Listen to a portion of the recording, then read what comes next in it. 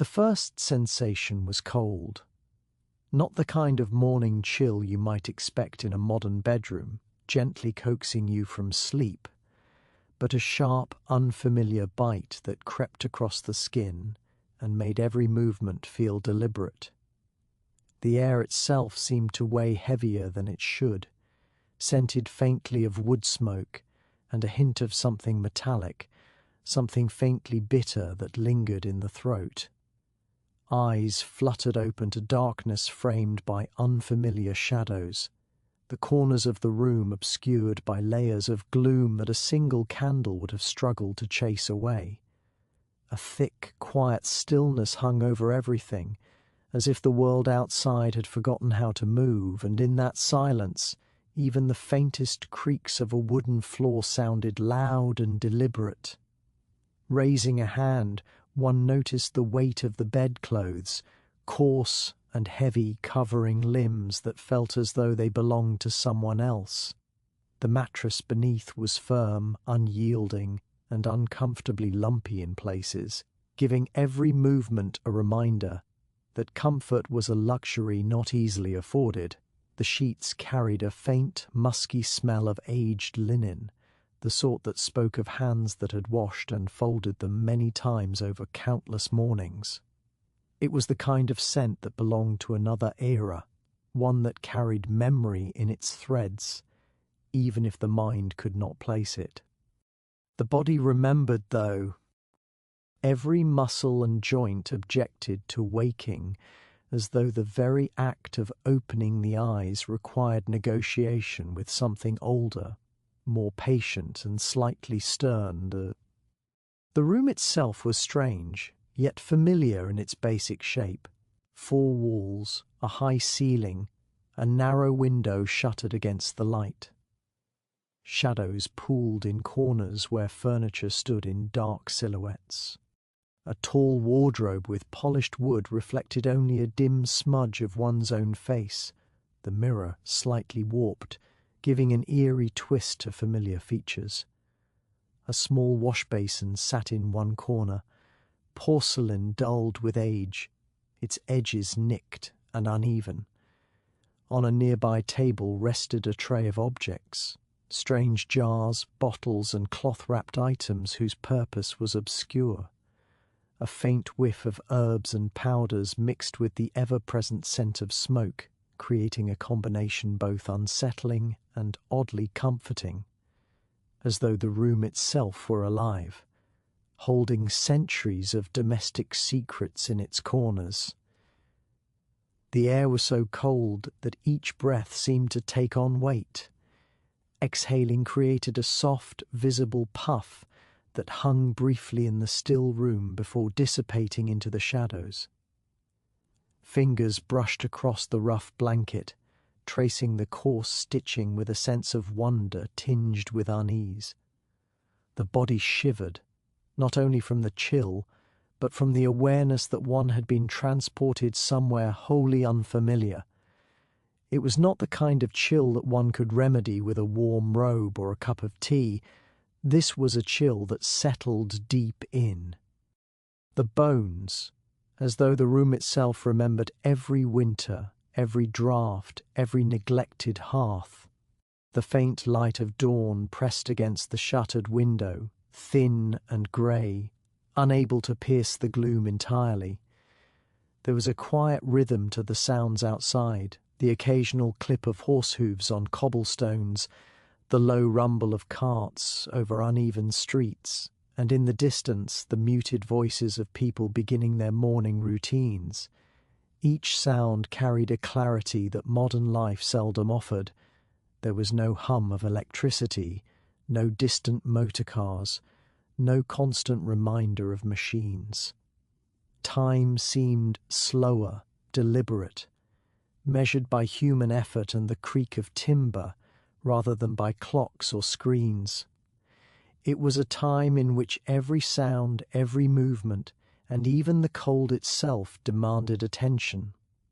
A glance at the walls revealed the wallpaper, faded and peeling in places, patterned with flowers or swirling lines that might once have been vibrant, but now seemed washed in pale, ghostly colours.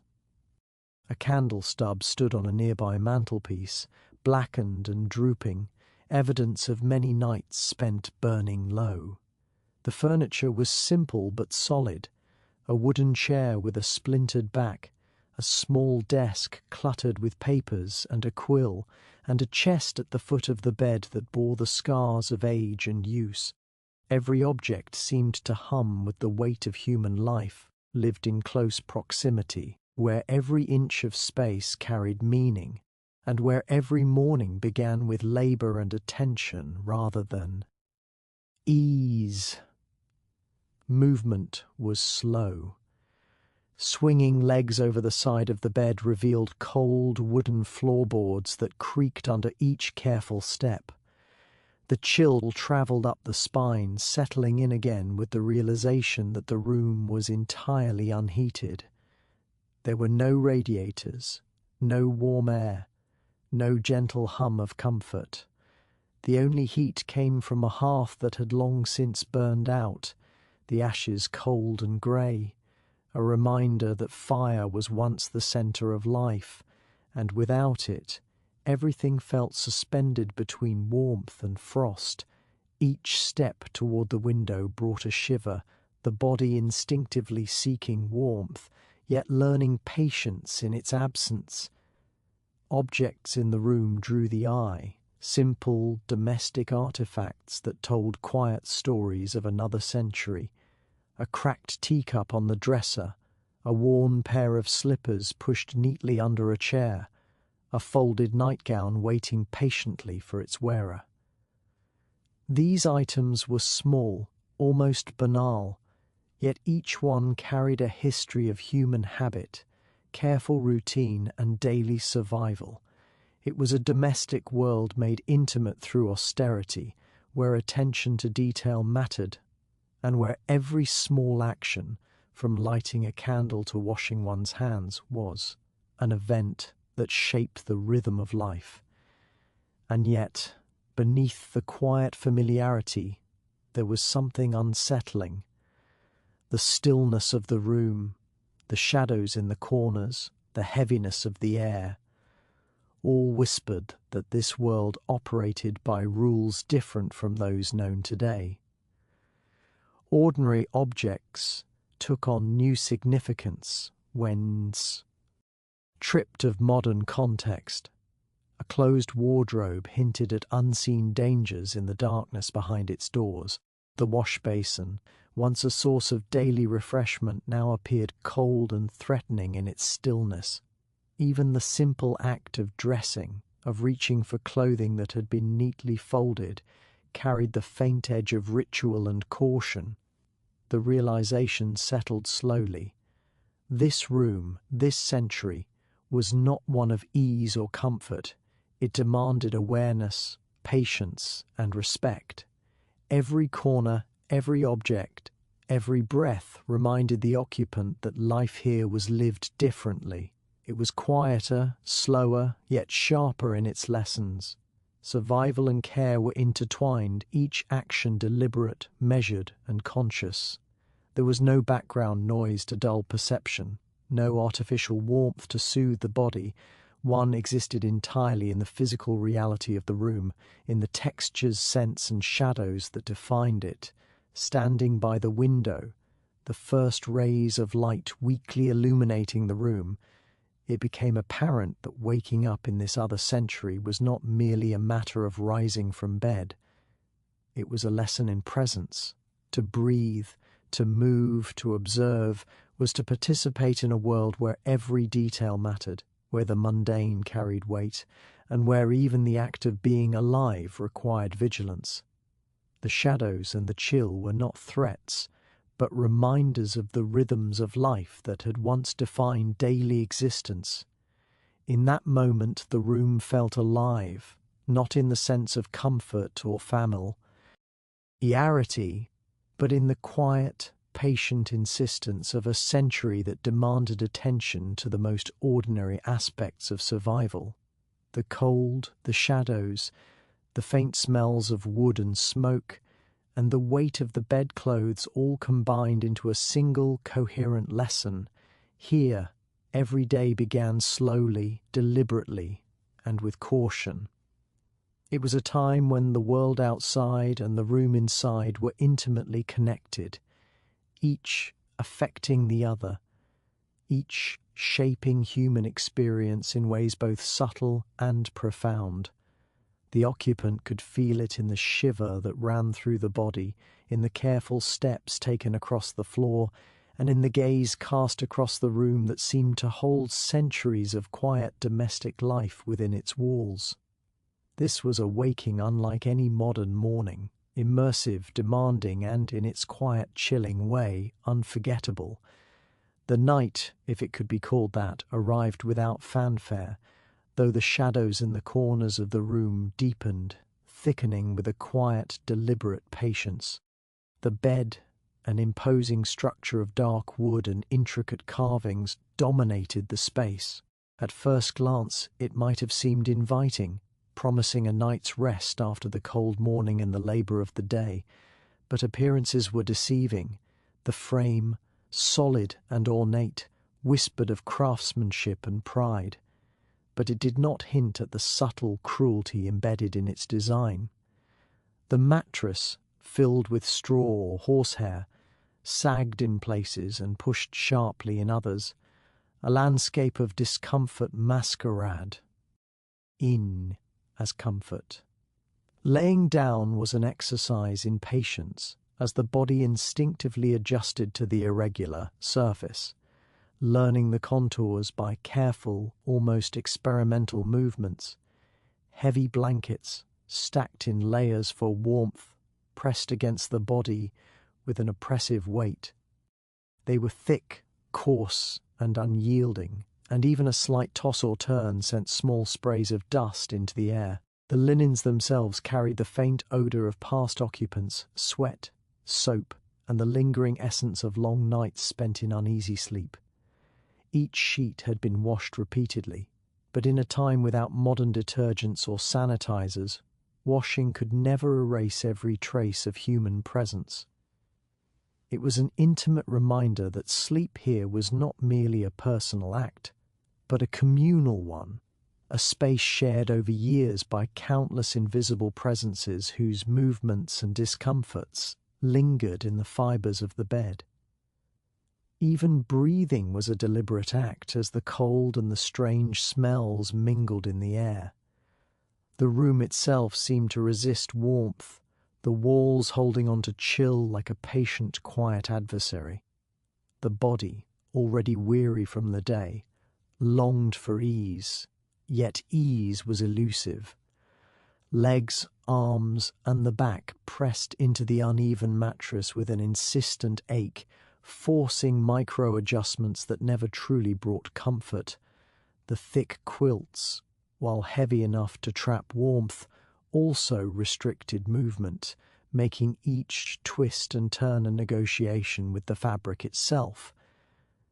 For those unaccustomed to such beds, the sensation was almost startling, like surrendering to a partner with its own will, one that demanded compliance and patience. Sleep was further complicated by the very design of the room.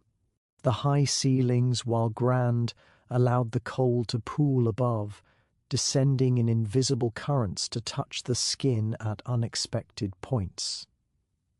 The fireplace, perhaps the only source of warmth, had long been extinguished, leaving only faint traces of ash and smoke. Shadows shifted across the walls as a night breeze whispered against the shutters, and the occasional creak of floorboards or the distant clatter of an unseen cart punctuated the silence.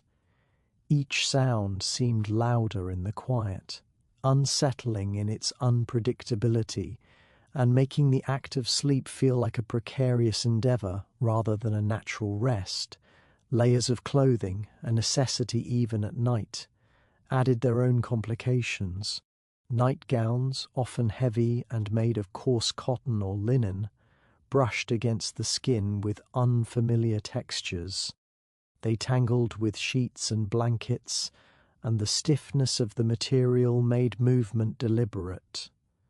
Those of higher social standing might have attempted finer fabrics, but even silk or flannel could do little against the inherent discomfort of the bed itself.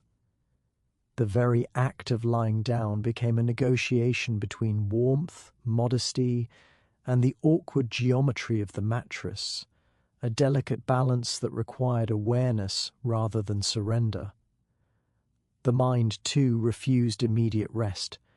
The faint rustle of sheets, the shadowed corners, and the ever-present chill ensured that awareness lingered, a constant, quiet companion to the body's struggle.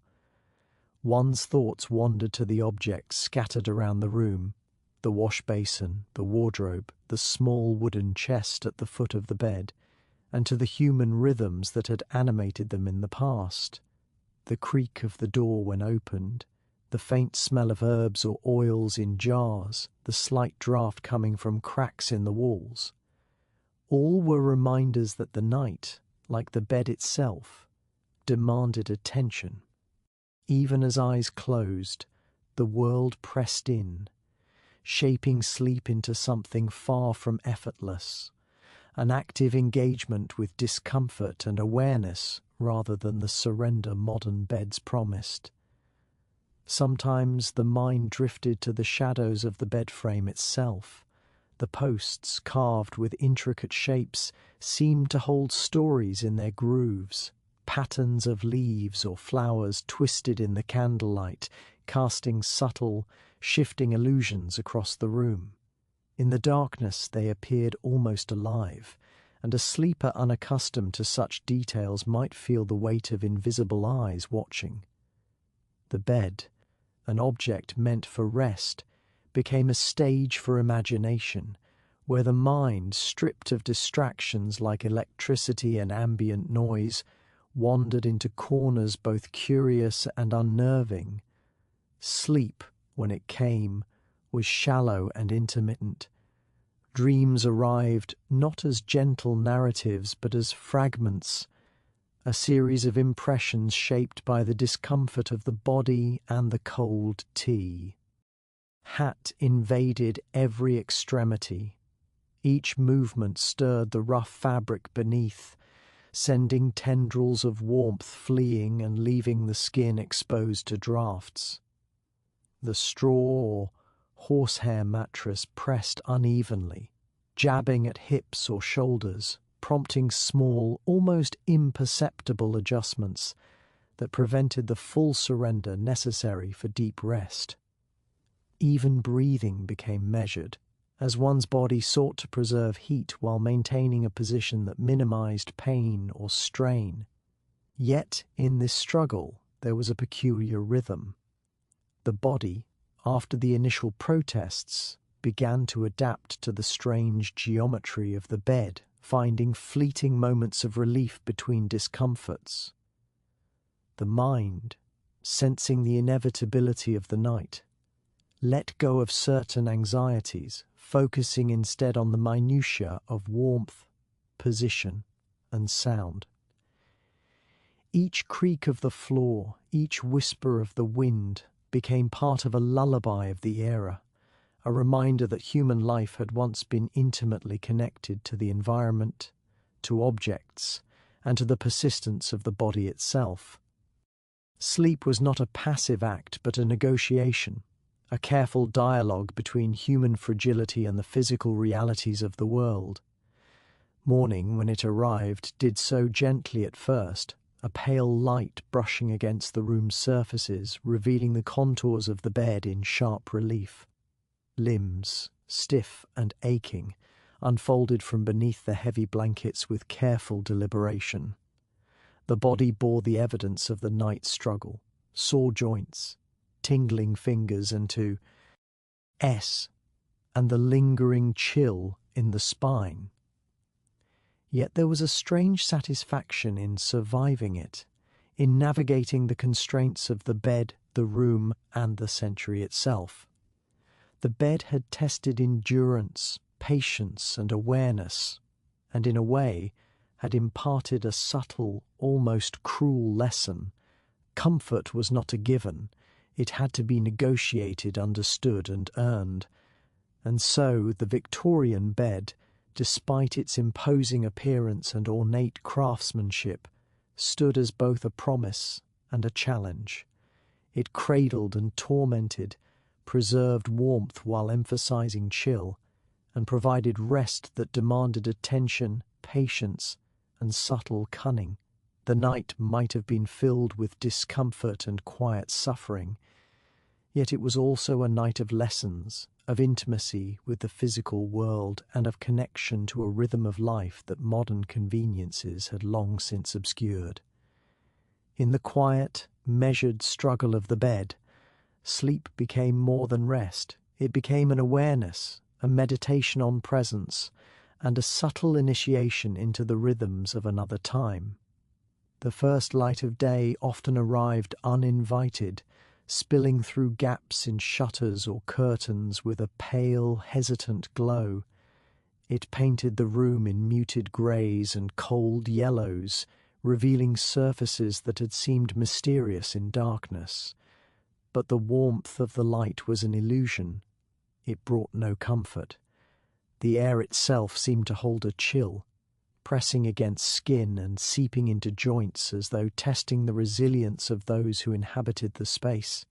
In a Tim, before modern heating, mornings carried a sharp, almost biting quality, a reminder that each day began with an intimate negotiation between the body and the elements.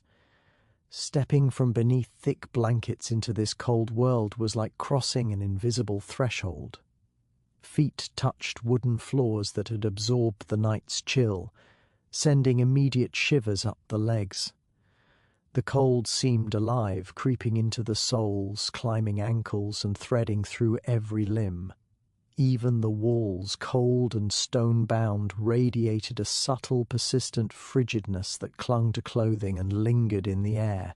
It was not a sudden, brief discomfort. It was enduring, a slow intrusion that demanded attention. Every breath, visible as small clouds in the frosty air, reminded one that the day had begun not with warmth, but with endurance. The morning rituals themselves amplified the sensation.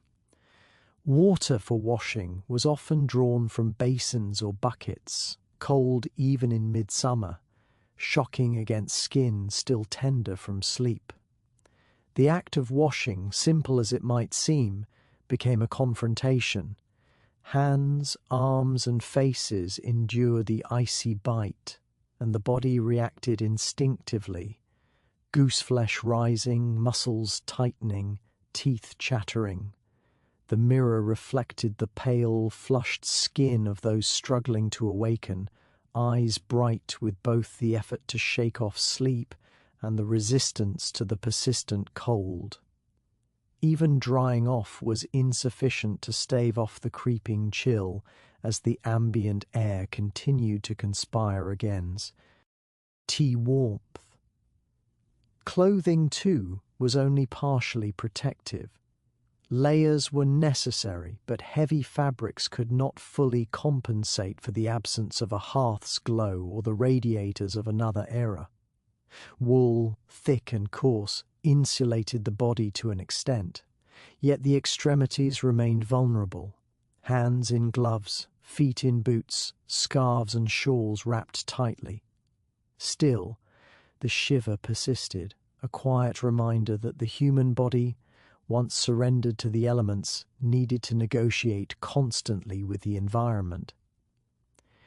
There was a rhythm to it, a tacit agreement between skin, clothing, and air, an understanding that each movement, each step toward the morning, was both effort and ritual. The rooms themselves played a subtle but unyielding role. High ceilings, intended to impress the eye, instead allowed cold to linger above and descend slowly throughout the space. Windows, single-paned and often cracked at the edges, permitted drafts that moved unpredictably across floors and surfaces. Fireplaces, though present in many homes, were not always lit at dawn. Fuel was expensive or scarce, and maintaining a constant fire was impractical. In smaller rooms, the residual warmth from a dying fire faded quickly, leaving surfaces icy to the touch. The morning light revealed the absence of comfort, highlighting the starkness of each room's corners and the hard edges of furniture that, at night, had seemed softened by shadow. Movement through the house accentuated the chill, each step across polished woo. Each reach to a basin or wardrobe, made contact with surfaces that had stored cold through the night. Even fabrics absorbed and retained the morning's bite, so that a shawl or coat might feel damp and chilly upon first draping it over shoulders. In wealthier homes, servants might hasten to prepare hot water or tend the fire, yet even these measures were delayed, leaving the initial waking moments governed by the body's own confrontation with cold. The mundane act of dressing became deliberate and measured. Each handhold, each pull of cloth, was tempered by the need to conserve warmth and anticipate the bite of the air. Sound, too, bore its own chilly mark. The house settled with sharp creaks, floorboards groaning as if complaining about each step taken in the cold. The faint whistle of wind through gaps in shutters added to the sense of exposure, while distant noises, hooves on cobblestone, a passing cart, a dog barking, reminded inhabitants that life outside carried no respite either. In these moments, the morning became a theatre of vulnerability, where every sense was engaged in negotiation with the cold. Even the act of speaking carried the hint of discomfort, breath misting in front of lips, fingers stiffened, muscles reluctant to move. The contrast between interior and exterior, however slight, was often deceptive. A sunbeam striking the floor suggested warmth, yet its touch barely penetrated the chill that permeated the air. It highlighted the subtle frost in window or the faint condensation on walls, little reminders that nature's intrusion was constant and unrelenting. The human body, fragile in comparison, learned early that mornings demanded patience, endurance, and a keen awareness of sensation. Even small movements, stretching limbs, adjusting clothing, rubbing hands together, were part of a quiet, methodical strategy to ward off the cold. Meals, too, reflected the morning's uncompromising character. Food prepared for breakfast was often tepid as the lack of central heating extended to kitchens. The warmth of cooked porridge, tea, or bread dissipated quickly into the surrounding air, leaving the body to contend with both hunger and chill simultaneously. Utensils, cups, and plates felt cold to the touch, and the act of bringing sustenance to the lips was accompanied by small shivers and a heightened awareness of the skin's vulnerability. In wealthier households, servants might take extra care to provide warmth, yet even then, the sensation of cold could not be entirely erased. It lingered, subtly shaping the experience of consumption, making eating both a necessity and a cautious endurance. The psychological impact of these mornings was subtle but persistent. Cold did not merely touch the body, it insinuated itself into the mind. It sharpened awareness, heightened attention to small movements, and instilled a quiet tension, a sense of vigilance that was both exhausting and necessary. Those who rose each morning to meet such conduct. Ions developed an intimate familiarity with the language of temperature, an understanding of how to balance clothing, movement, and proximity to heat sources. They learned to respect the cold, to anticipate its arrival, and to negotiate with it rather than attempt to conquer it outright. And yet, despite its relentless nature, the morning cold carried a peculiar rhythm. In time, muscles adjusted, blood coursed more deliberately, and the body learned to generate small pockets of warmth. The mind, having anticipated discomfort, found small gratifications: the first sip of tea, the brushing of hands along heated water, the layering of wool against skin. Each sensation of warmth, however fleeting, became a triumph, a measured victory in a daily battle that had no clear end. The cold remained, pervasive and insistent, but through awareness and ritual, it became tolerable, even familiar, a companion in the quiet hours before the day fully began. In such mornings, life revealed itself not in ease, but in the constant negotiation with the environment. The absence of heating was not merely an inconvenience, it was a defining feature of existence, shaping movement, thought, and sensation. It taught endurance, patience, and subtle mindfulness. And though it might have seemed cruel, even relentless, it was also a teacher, imparting a rhythm of life dictated not by comfort, but by the body's own resilience and the quiet insistence of the world it inhabited. The early hours of a household W are never entirely private. Even in the most elegant homes, walls seemed thinner in the morning, permeable to the sounds of footsteps, the rustle of skirts, and the soft clatter of metal against porcelain. The first movements of the day, stretching limbs, rubbing eyes, or adjusting dishevelled hair, were rarely experienced in solitude. Servants were already awake, quietly preparing rooms, lighting fires, drawing water, or arranging clothing. Yet their presence was constant and unavoidable. The boundary between personal space and domestic service was porous, and the morning introduced an awkward intimacy that few could escape.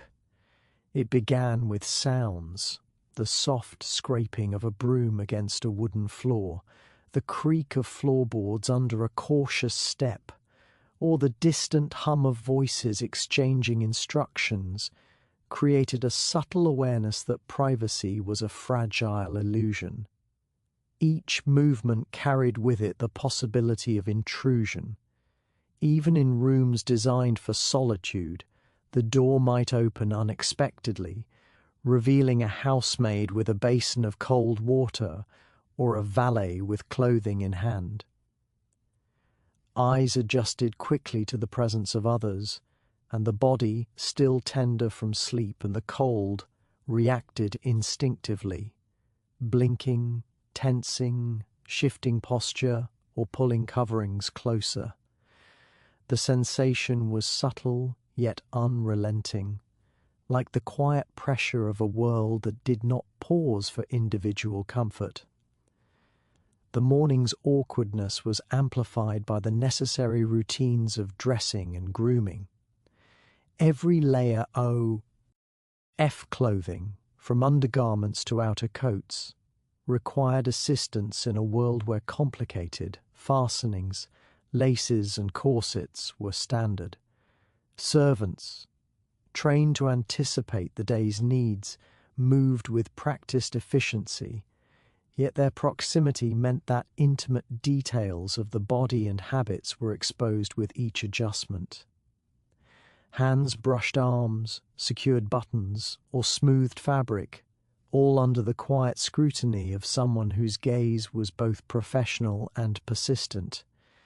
The act of becoming presentable for the day was no longer private. It was a performance conducted in the company of unseen observers. Even basic personal rituals, washing, combing hair, or brushing teeth, were tempered by social rules and the constant presence of others. Water drawn from basins was rarely hot enough to offer true comfort, and the act of washing required focus and stamina. Yet servants waited nearby, ready to assist or retrieve items, their movements carefully measured so as not to interrupt, yet inevitably visible. Privacy, in its modern sense, did not exist. It was replaced by a layered negotiation of boundaries, manners, and expectation. Every gesture was conscious, calculated to maintain dignity while acknowledging that solitude was a temporary, fragile luxury. The morning itself was regimented, governed by the clock and the household hierarchy. Instructions were given quietly, sometimes as subtle suggestions, sometimes as firm directives. Servants moved in coordinated patterns, their action almost invisible yet profoundly impactful. A tray of tea might be placed on a table, a wardrobe door opened to reveal morning attire, or shoes polished and ready for use. These gestures, meant to ease the day, also reinforced a quiet dependency. Those who inhabited the house relied on the staff not only for comfort but for survival in a domestic system that demanded precision and etiquette at every step. Meals, even breakfast, highlighted the tension between assistance and privacy. Servants arranged trays, poured hot drinks, and carefully positioned utensils, all while navigating the delicate line between helpfulness and intrusion. The act of eating, something now often taken for granted in solitude or casual company, was mediated by observation. Every sip and every bite carried a subtle awareness of being watched, of the need to maintain composure and propriety. Even in the warmth of a dining room, there was a quiet pressure, a sense that one's presence was part of a larger choreography performed with invisible partners. Conversation in these early hours was equally constrained. Words were measured, polite, and often perfunctory. The body, still adjusting to the morning chill and the day's demands, moved in rhythm with social expectation. One did not speak freely, nor did one gesture without consideration, for servants were attentive to tone, posture, and propriety. Questions were asked softly, instructions given with the lightest touch of authority. There was a careful lance to maintain, to assert one's own presence without overstepping, to navigate intimacy without surrendering dignity, and to negotiate the subtle interplay between dependence and autonomy. Rooms themselves contributed to the awkwardness. Furniture, arranged with the eye of an observer in mind, created spaces that were both functional and revealing. Mirrors reflected more than one's face. They reflected posture, movements, and small gestures that indicated readiness or hesitation. Curtains and shutters offered partial concealment but never complete isolation. Even private corners could not escape the presence of others, and the architecture of the house, tall ceilings, narrow passages and adjoining rooms, amplified sounds and shadows. Every step, every rustle of fabric, echoed with the reminder that mornings were shared, even in solitude.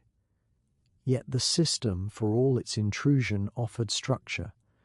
The presence of servants, their constant attention and readiness allowed households to function smoothly, even under conditions that would otherwise be uncomfortable or inefficient. Clothing was properly arranged, meals provided on schedule, and fires or candles tended without delay. But the cost of this efficiency was subtle, almost invisible, a loss of the private, unobserved moments that define personal comfort. Individuals learned to adapt, to anticipate the gaze of others, and to perform ordinary acts under quiet scrutiny. In this way, the day's start was a silent negotiation, a balance between personal needs and the unyielding expectations of a service-driven environment. Even the act of stepping into public view was shaped by this early morning dynamic. Individuals emerged from their private spaces, dressed and groomed, ready to interact with family, acquaintances, or society at large. Yet the awareness of earlier exposure lingered, a subtle reminder of the morning's choreography.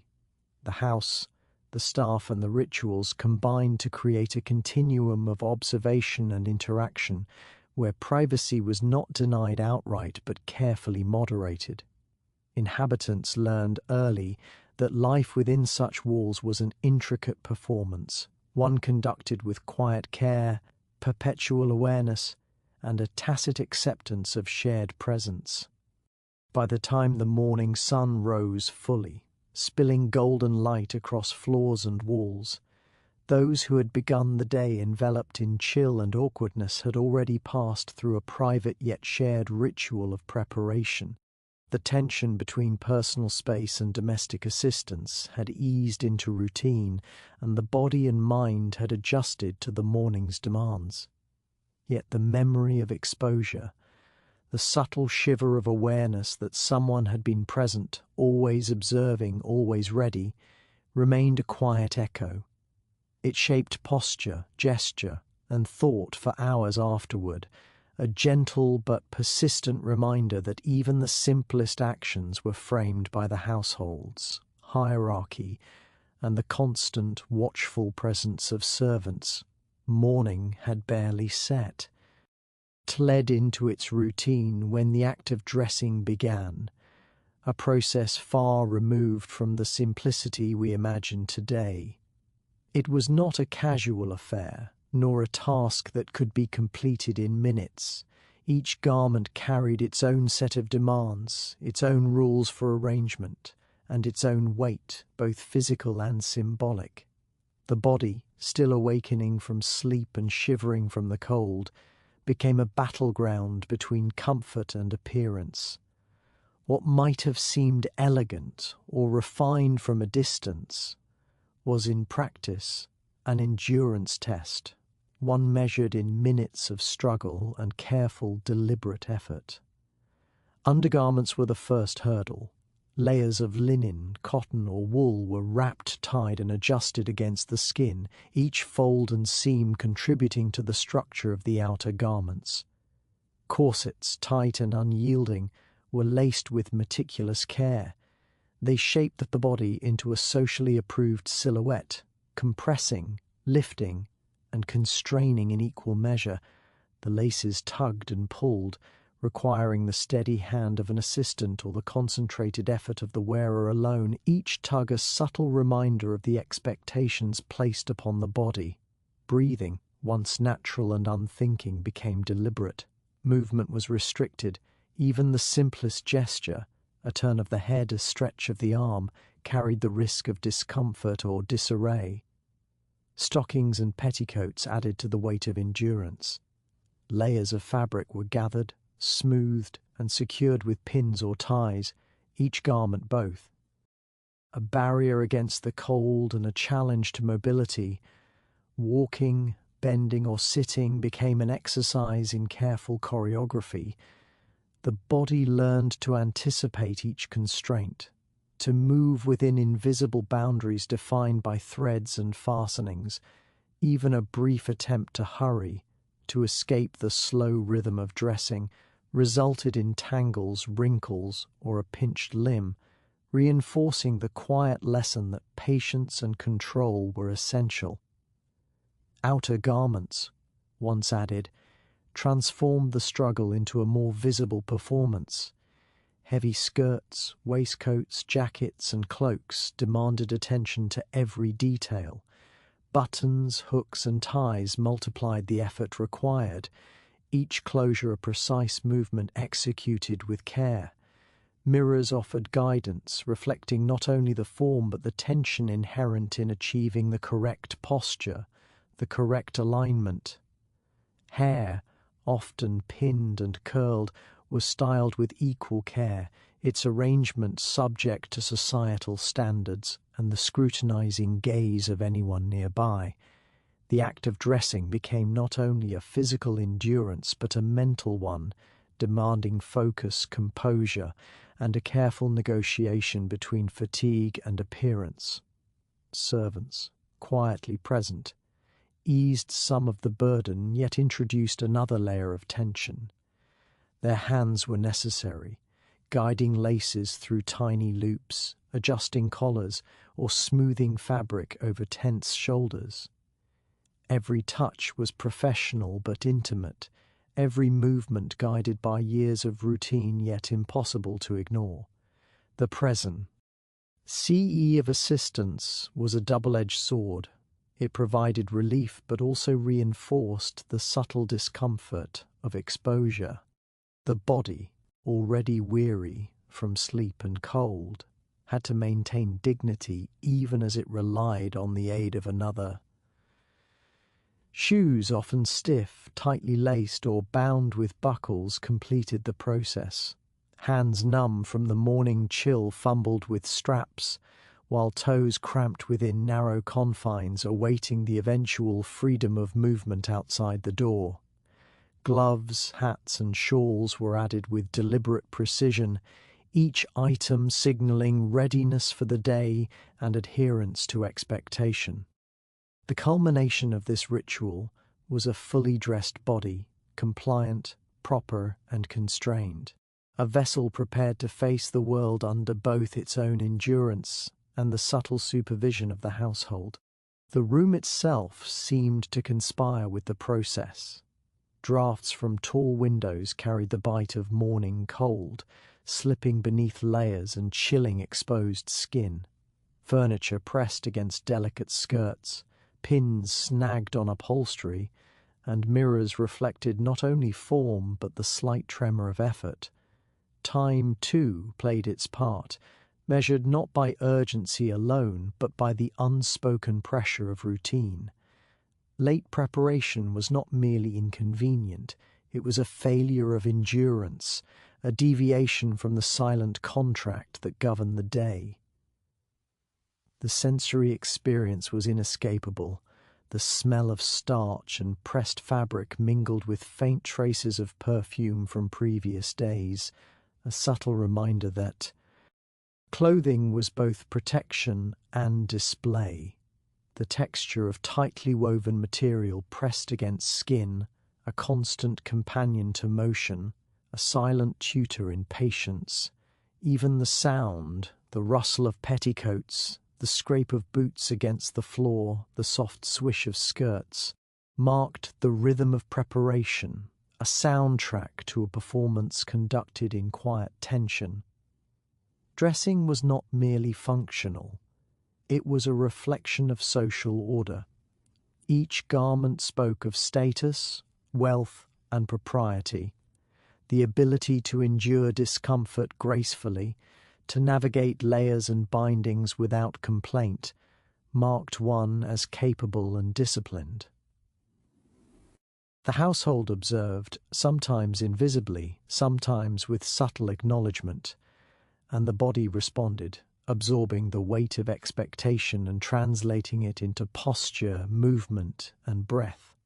Endurance was measured not only in time, but in the maintenance of composure, the absence of visible struggle, and the subtle mastery of an intimate physical choreography, even after the final clasp, the last fold tucked, and the hair arranged to perfection. The memory of the struggle lingered. The body carried the imprint of restraint, compressed ribs, sore shoulders, and the faint ache of muscles newly awakened to motion under tension. Yet the appearance was flawless, the body aligned with expectation, and the morning's challenge had been met. Relief, when it came, was quiet and private, felt in the small, hidden ways, a slight sigh, a stretch behind the veil of skirts. Oh, the soft shifting of weight as movement became easier. The endurance had been a test, but one that left no visible scar, only the satisfaction of having navigated a complex, demanding ritual with dignity intact. In these quiet moments before the day fully claimed attention, the paradox of dressing in such a time was clear. It was at once oppressive and instructive, exhausting and formative. Each layer, each clasp, each constraint taught the body patience, obedience, and grace. The struggle of dressing was endured so that the day could proceed smoothly, appearances maintained, and expectations satisfied.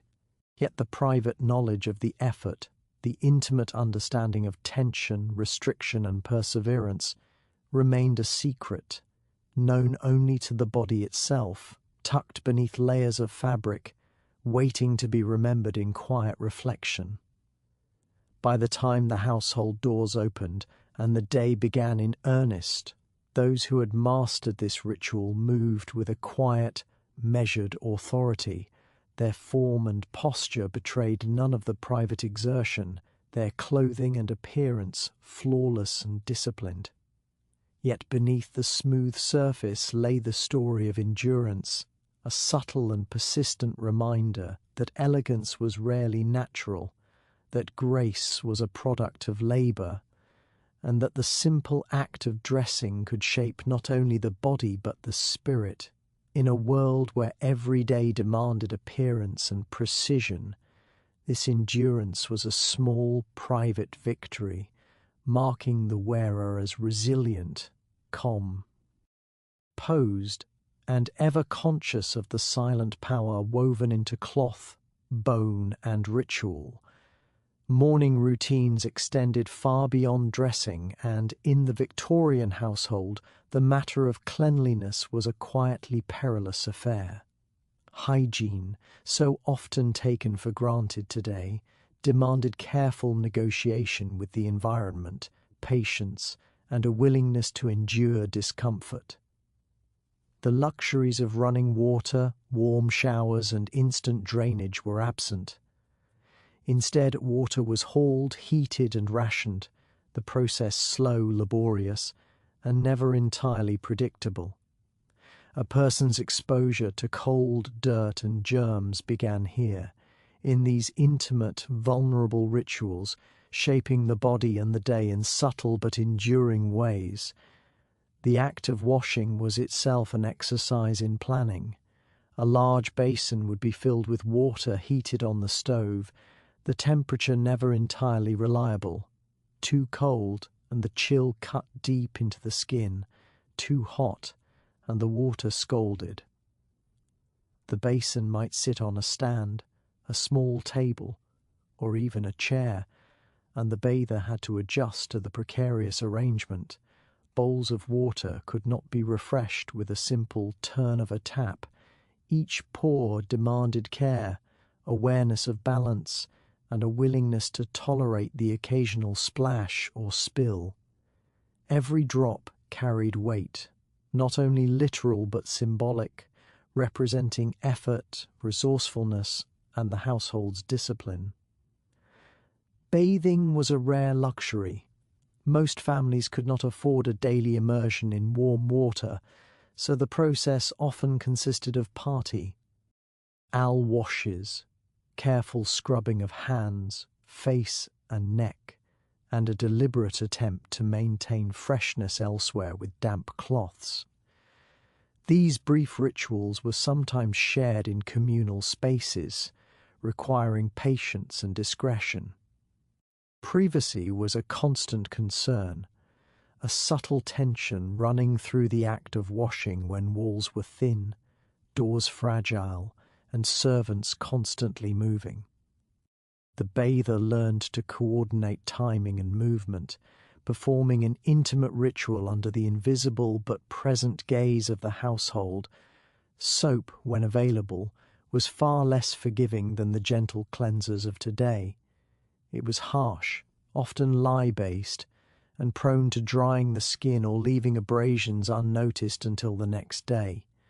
The scent, strong and medicinal, clung to clothing, hair, and linens, marking both effort and the modest level of cleanliness achieved. Hair required particular attention, thick, often long, and unshielded from dust or soot from nearby stoves or fireplaces. It had to be combed and brushed repeatedly, sometimes with oils or washes designed to clean and condition. Each movement was deliberate, designed to avoid tangles or damage, yet the labor was constant, never entirely satisfying, and always demanding a measure of endurance. Teeth, too, were neglected luxuries. Toothbrushes existed, though bristles were hard, imperfect, and easily worn.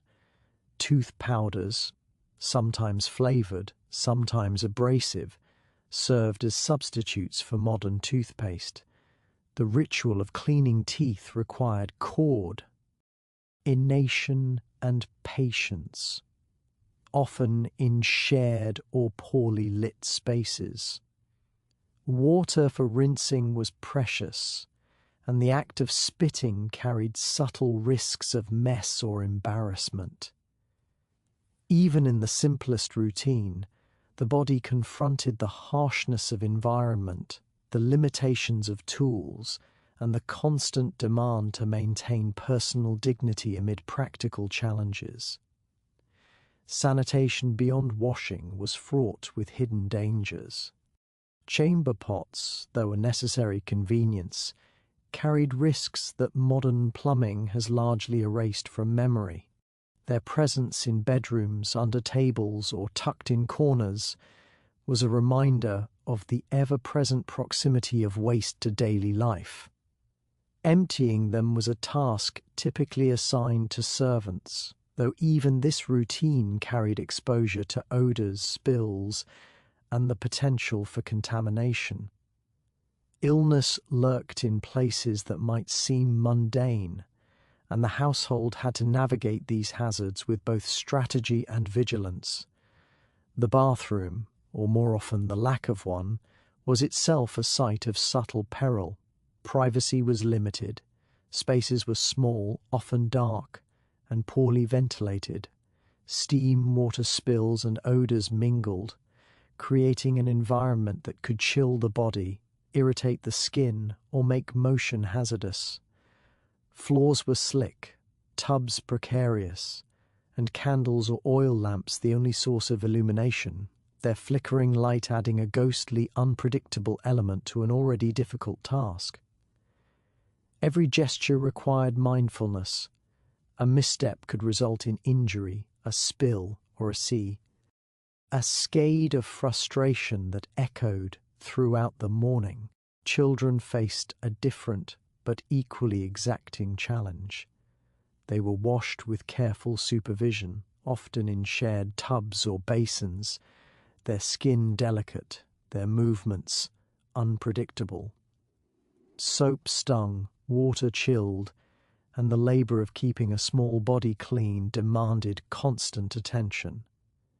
Infants and toddlers, too young to understand discomfort or obedience, were entirely dependent on the endurance and vigilance of those tasked with their care.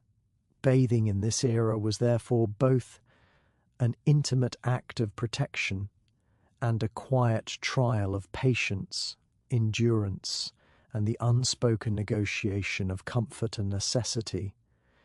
Even after the water was drained, the body's exposure was not entirely ended. Toweling off could be brisk or painful, as rough fabrics absorbed water while chilling the skin further. Clothing had to be returned, often layered and heavy, immediately after bathing to preserve warmth. The interplay of moisture, fabric, and cold created a constant struggle against discomfort.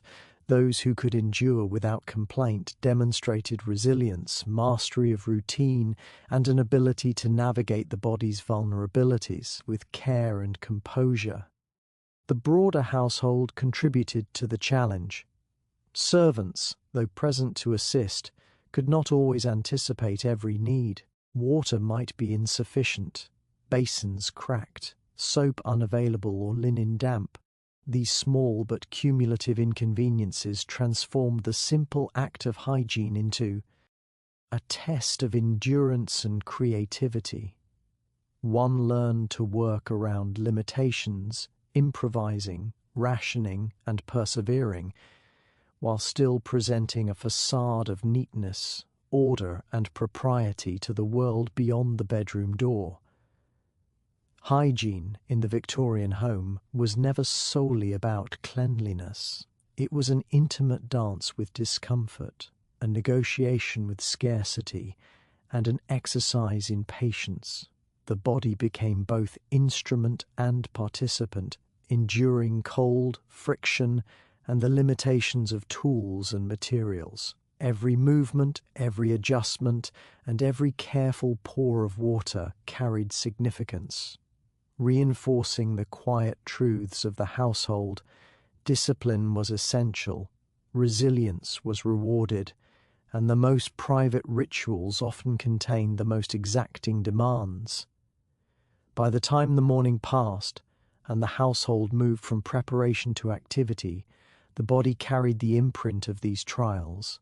Skin was clean but sometimes raw, muscles awake from the careful effort of motion, and the mind aware of the small victories achieved in maintaining dignity, warmth, and personal care. The lessons of hygiene were subtle yet persistent. The world outside the home would expect cleanliness, composure, and propriety, and the body had already begun to learn the labor required to meet those expectations.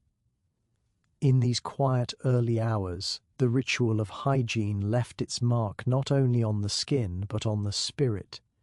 The endurance demanded of the body was a reflection of the endurance required by the day itself. A small but constant preparation for the trials and displays that awaited beyond the walls of the bedroom. A Victorian house did not need to be hostile to be dangerous. Its threats were subtle, woven into the structure itself, hidden behind elegance and craftsmanship. At first glance, the house appeared solid and dignified, its high ceilings and heavy doors suggesting permanence and safety. A Victorian house did not need to be hostile to be dangerous. Its threats were subtle, woven into the structure itself, hidden behind elegance and craftsmanship. The danger was not dramatic. It was constant, quiet, and easily overlooked, which made it all the more effective. Stairs were often the first test. Narrow, steep, and unevenly worn, they curved sharply upward or downward, lit poorly by narrow windows or a single flickering lamp. And easily overlooked, which made it all the more effective. Stairs were often the first test. Narrow, steep, and unevenly worn, they curved sharply upward or downward, lit poorly by narrow windows or a single flickering lamp. Wooden banisters were unforgiving, corners sharp, and landings hard. Injuries were common and recovery slow, especially in a world without modern medical care. Floors throughout the house carried their own quiet risks. Polished wood became slick in cold weather or after cleaning. Stone tiles, especially near wash areas or kitchens, stayed damp and treacherous. Floors throughout the house carried their own quiet risks. Polished wood became slick in cold weather or after cleaning. Stone tiles, especially near wash areas or kitchens, stayed damp and treacherous. Rugs slid easily, shifting underfoot without warning. Even experienced residents learned to walk with a measured pace, adjusting their steps instinctively, bodies trained over time to anticipate danger. Visitors, unfamiliar with the layout, were far more vulnerable, often discovering too late that the house demanded respect and caution. Doorways and ceilings posed another subtle threat.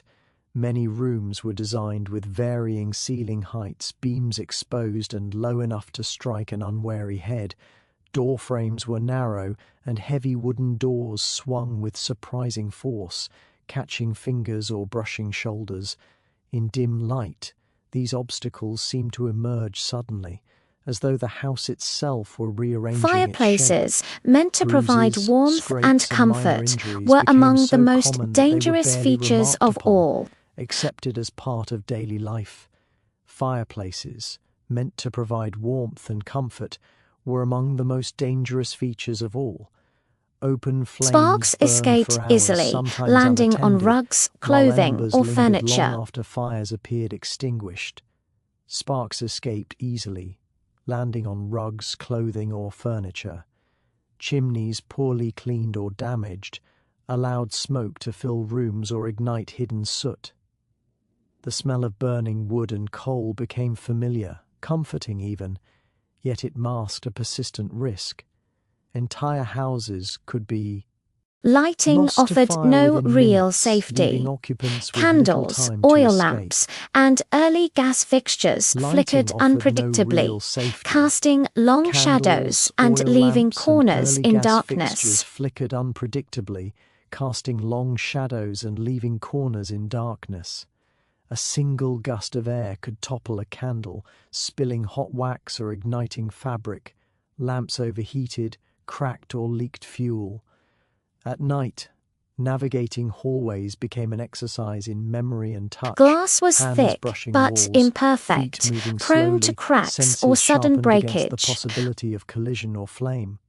Darkness transformed the house into a maze of hazards, familiar by day but threatening by night. Windows, though beautiful, were another source of danger. Tall and often poorly secured, they could be difficult Falls to were open not or close. uncommon, and Glass survival thick was but never imperfect, guaranteed. prone to cracks or sudden breakage. Cold drafts seeped through gaps, numbing hands and weakening grip. Cleaning these windows was especially risky. The kitchen, often separated from living spaces, was a concentrated zone of danger. Falls were not uncommon, and survival was never guaranteed. Even the air within the house carried hidden threats. Poor ventilation trapped smoke, fumes, and dampness. Mold crept quietly along walls and behind furniture, unseen but persistent. Coal dust settled into carpets. The house and lungs demanded alike. labor, and The it smell took of its gas or payment chemicals quietly, might go one unnoticed small until it was injury too at a late. time. Breathing itself became an unconscious negotiation with the building, the body adapting slowly to conditions that modern senses would immediately reject. The kitchen, A moment of often curiosity separated could from lead to a living fall, spaces, a burn, was or a broken concentrated limb. zone of Safety danger. features were Sharp minimal, and knives, supervision boiling imperfect. water, open Childhood flames, in and such a heavy home cookware required filled the constant room. vigilance, both Floors from the were children slick with themselves grease or and from water, those and responsible for storage them. shelves were stacked high, sometimes unstable. Burns, cuts, and falls were routine, especially for servants who worked long hours under pressure. The house demanded labor, and it took its payment quietly, one small injury at a time. Children faced these dangers with This particular familiarity vulnerability. offered The a house measure was of vast, safety, full of but tempting never corners, complete protection. staircases, and hidden Accidents spaces. still A happened, moment of often when curiosity could routine lead bred to a complacency. fall, a burn, The or a true broken danger limb. of the house lay Safety not in features were any minimal, single and feature, supervision but in imperfect. accumulation. Childhood Each in small such a home risk, required each constant overlooked flaw, vigilance, combined both to from the create an children environment themselves where and from injury those was responsible always for them. possible. The house Living did not within these distinguish walls between required adult and constant child. It awareness, presented a the quiet same risks to attentiveness all. that shaped posture, Furniture, pace, too, and posed habit. its own threats. Heavy wardrobes could tip, drawers slid out unexpectedly, and iron bed frames pinched fingers or limbs. Chairs collapsed without warning, tables splintered, and decorative objects In such a fell place, easily from survival shelves. depended The not weight on and strength solidity of alone, Victorian but on furnishings patience, memory, and respect. The house taught its lessons slowly through near misses and small injuries, shaping those who lived within it. It demanded adaptation, caution, and endurance, offering shelter in return for constant vigilance. And in that quiet exchange, the danger became ordinary, woven so deeply into daily life that it was rarely questioned, only lived with one careful step at a time. Protection. Accidents still happened, often when routine bred complacency. The true danger of the house lay not in any single feature, but in accumulation. Each small risk, each overlooked flaw, combined to create an environment where injury was always possible. Living within these walls required constant awareness, a quiet attentiveness that shaped posture, pace, and habit. The house was not cruel, but it was indifferent, unmoved by pain or inconvenience. By day, sunlight softened its edges, making hazards easier to see and avoid. By night, shadows reclaimed corners, and familiar spaces transformed into uncertain territory. The house settled and creaked, wood contracting, walls shifting slightly with temperature and age. These sounds, once comforting, could also unsettle, reminders that the structure was never entirely still. In such a place, survival depended not on strength alone, but on patience, memory, and respect. The house taught its lessons slowly, through near misses and small injuries, shaping those who lived within it. It demanded adaptation, caution, and endurance, offering shelter in return for constant vigilance.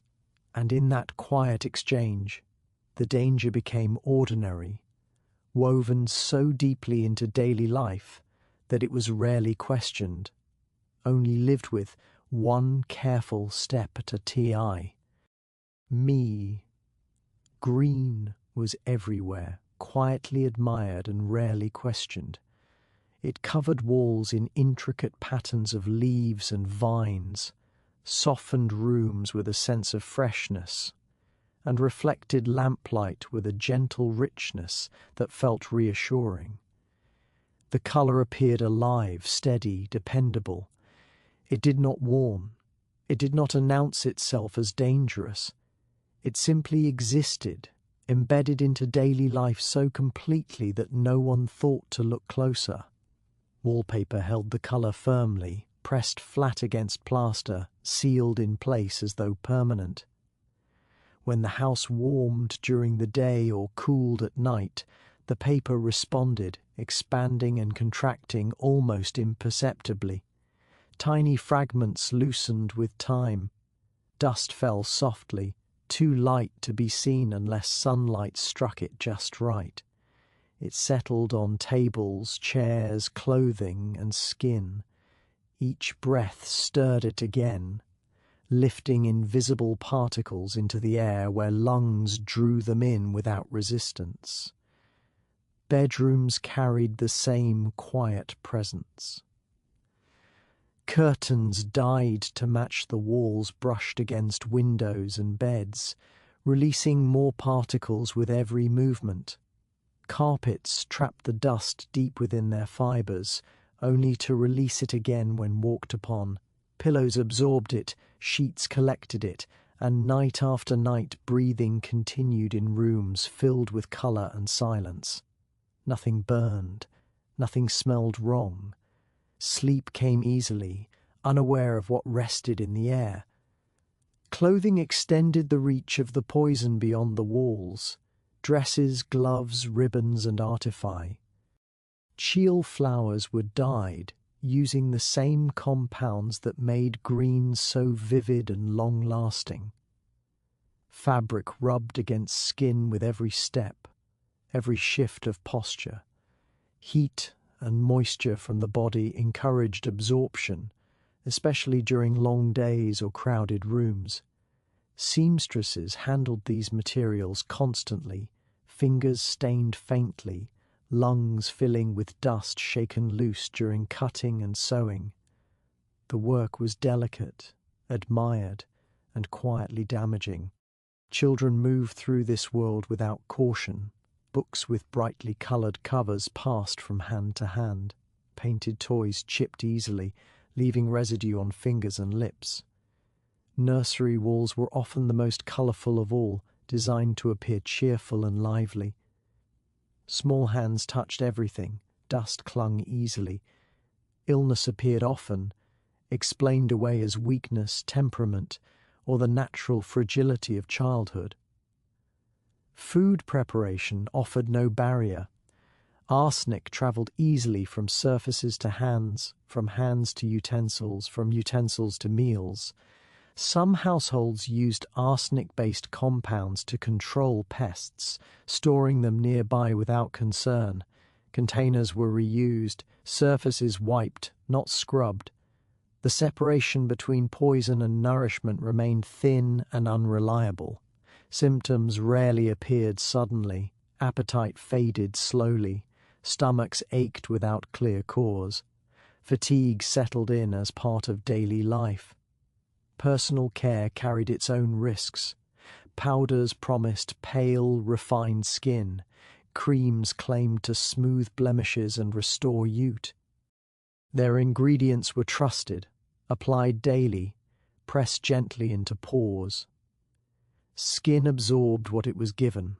Complexions changed gradually, becoming unnaturally pale or uneven.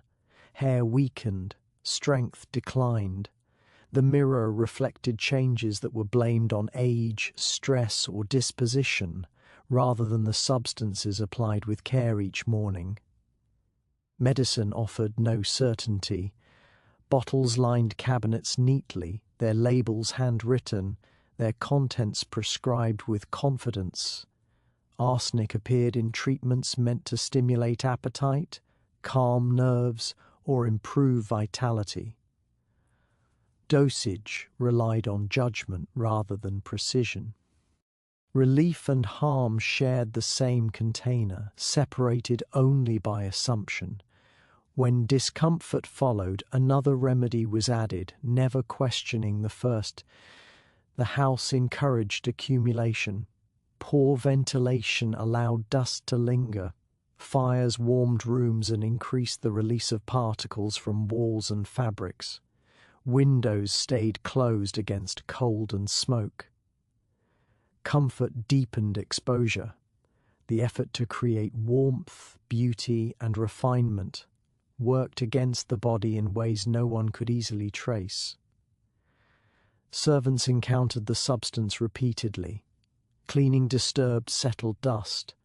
Beating rugs released clouds too fine to notice. Washing walls and fabrics required close contact. Hands cracked, breathing grew shallow. Weakness appeared early and stayed. Complaints were rare. Explanations unnecessary. The work continued. Illness followed patterns that never fully aligned. One person weakened faster than another. Some rooms felt heavier than others. Doctors observed symptoms without seeing their source. Treatments addressed pain, digestion, nerves. Houses remained unchanged, the colour stayed. Even awareness, when whispered, lacked clarity. Suspicions focused on food, water, air. Wallpapers remained admired. Fabrics kept their place. Removing them required expense, effort, disruption. Certainty was rare. Doubt was easier to live with than upheaval. Dust continued to fall. It gathered on shelves and window ledges. It rested on skin and cloth. It moved when footsteps crossed the room and settled again when stillness returned. The house breathed quietly, holding its colour, releasing it slowly, allowing days to pass without interruption as bodies adjusted, weakened and adapted without ever seeing what surrounded them. Light did not arrive at the twist of a switch. It had to be summoned, coaxed into existence through pipes, valves and flame. Gas lamps stood quietly along walls and tables. their glass chimneys faintly clouded, their metal fittings warm to the touch. When ignited, they filled rooms with a soft yellow glow that felt modern, controlled, and reassuring. The light pushed shadows back just enough to make spaces usable, yet never enough to make them safe. Gas entered the house invisibly. It travelled through narrow pipes hidden behind walls and beneath floors, joints sealed imperfectly, metal aging slowly with use. Small leaks were common and rarely alarming. A faint smell was easy to dismiss, blamed on the street outside or the lingering residue of cooking fires. The air absorbed the gas quietly, holding it without complaint as it spread from room to room. Lamps burned continuously in the evenings, consuming oxygen as steadily as they produced light. Windows stayed closed to preserve warmth. Curtains were drawn thick against the cold. The room grew heavy without anyone noticing exactly when. Breathing became slower, deeper, slightly strained. Heads ached softly, eyelids drooped. Fatigue settled in as something ordinary, expected at the end of a long day. The flame itself demanded attention. Gas lamps required regular adjustment. Turned too low, they flickered and sputtered. Turned too high, they hissed and overheated, glass chimneys cracking under stress. A careless hand brushing past could burn skin instantly. A poorly secured fixture could topple, igniting fabric or spilling flame. Fire was always present, controlled only by habit and memory. Leaks did not announce danger immediately. Gas accumulated patiently, pooling near ceilings or spreading low along floors depending on conditions. One spark was enough. A match struck too close. A lamp lit without checking the air. Explosions happened suddenly, violent and confusing, leaving shattered glass, collapsed walls, and silence where sound had been moments before. Survivors struggled to explain what had occurred, unable to point to anything they had seen. Carbon monoxide moved even more quietly. Produced by incomplete combustion, it had no smell, no taste, no colour. It replaced oxygen slowly, gently, allowing the body to continue breathing without alarm. Muscles weakened, thoughts blurred, limbs felt heavy. Sitting became preferable to standing. Sleep arrived quickly and deeply, without discomfort or panic. Bedrooms were especially vulnerable. Lamps burned late. Fires smouldered in grates. Doors remained closed. Air circulation was minimal. Those inside drifted into rest, unaware that the air itself had changed. Morning did not always arrive as expected. When it did, confusion followed. Illness was blamed. Weakness explained away. The cause remained unseen. Children were affected quickly. Smaller lungs, lighter bodies, faster breathing made them more susceptible. They grew drowsy during lessons, sluggish during play. Faces paled. Teachers scolded. Parents worried quietly.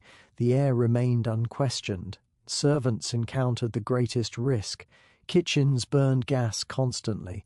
Laundry rooms filled with steam and heat. Poor ventilation trapped fumes. Long hours meant prolonged exposure. Collapsing from dizziness was not uncommon. Recovery was slow. Complaints were dismissed as exhaustion. Work resumed. Gaslight altered time itself. Evenings extended longer than candlelight ever allowed. Rooms stayed active late into the night. Sleep shortened. Bodies rested less. Fatigue compounded. The line between night and day blurred, and with it the body's sense of rhythm. Headaches became common. Appetite faded. Irritability increased. The house remained lit, alive with activity, unaware of the cost. Maintenance was inconsistent. Pipes aged quietly behind walls, joints loosened, corrosion weakened metal. Inspections were rare and often superficial.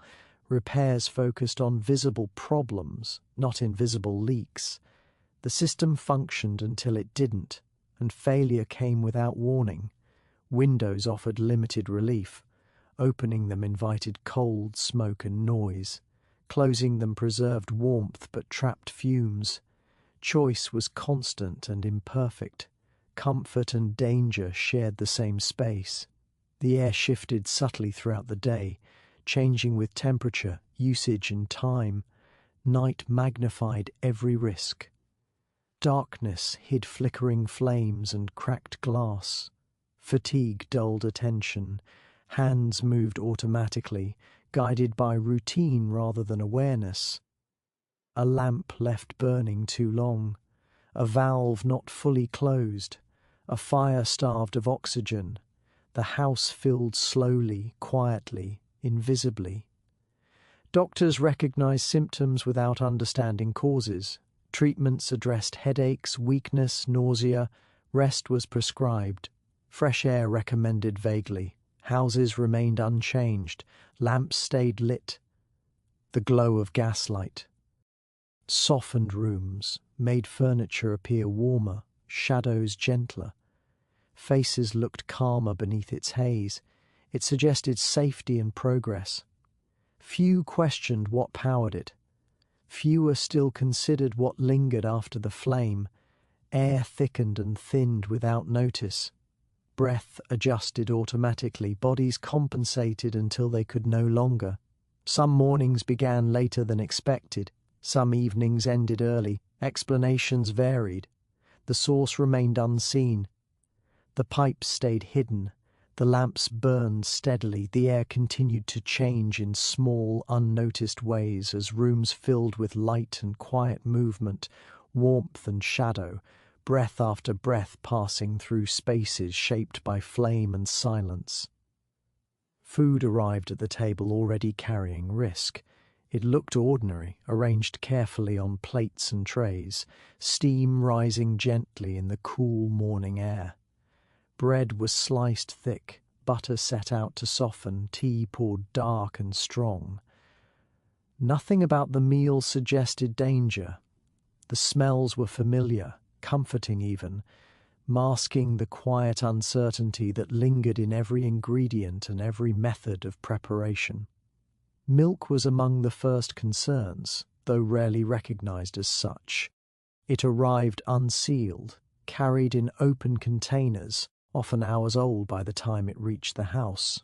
Warmed slightly by transport and storage, it provided an ideal environment for bacteria to grow. There was no refrigeration to slow decay, no reliable way to test freshness. Sourness was not always obvious. Milk was dead to tea, poured over bread, or used in porridge, spreading its contents without resistance. Water followed a similar path. Drawn from wells or local pumps, it travelled through pipes of unknown condition, or sat in storage containers exposed to dust and insects.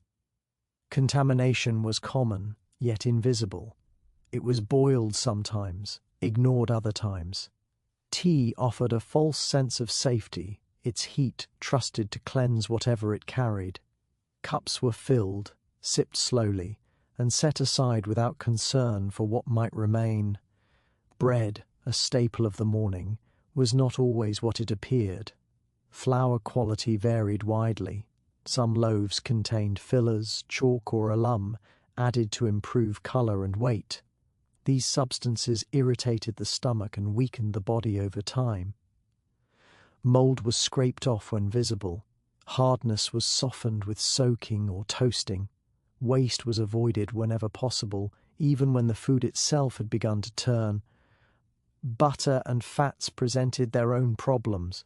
Stored improperly, they spoiled quickly, developing unpleasant odours that were sometimes masked with salt. Rancidity was tolerated, even expected. It coated the mouth and throat, heavy and difficult to digest. The body adjusted, growing accustomed to discomfort that followed meals, accepting it as normal rather than alarming. Meat, when present at breakfast, was often left over from the night before. It sat exposed for hours, sometimes days, depending on temperature and household habits. Preservation relied on salt, smoke, or hope. Reheating was inconsistent. Some portions warmed unevenly, allowing bacteria to survive. The texture changed, fibers toughening, juices thickening, flavor disguised danger just long enough. Eggs cracked open without certainty. Freshness was judged by smell or appearance, both unreliable. Shells hid internal decay well. Once mixed into dishes or eaten alone, there was no separating good from bad. The risk was accepted quietly, a trade-off between nourishment and necessity. Preparation areas contributed silently. Cutting boards were rarely cleaned thoroughly. Knives moved from raw ingredients to cooked ones without pause.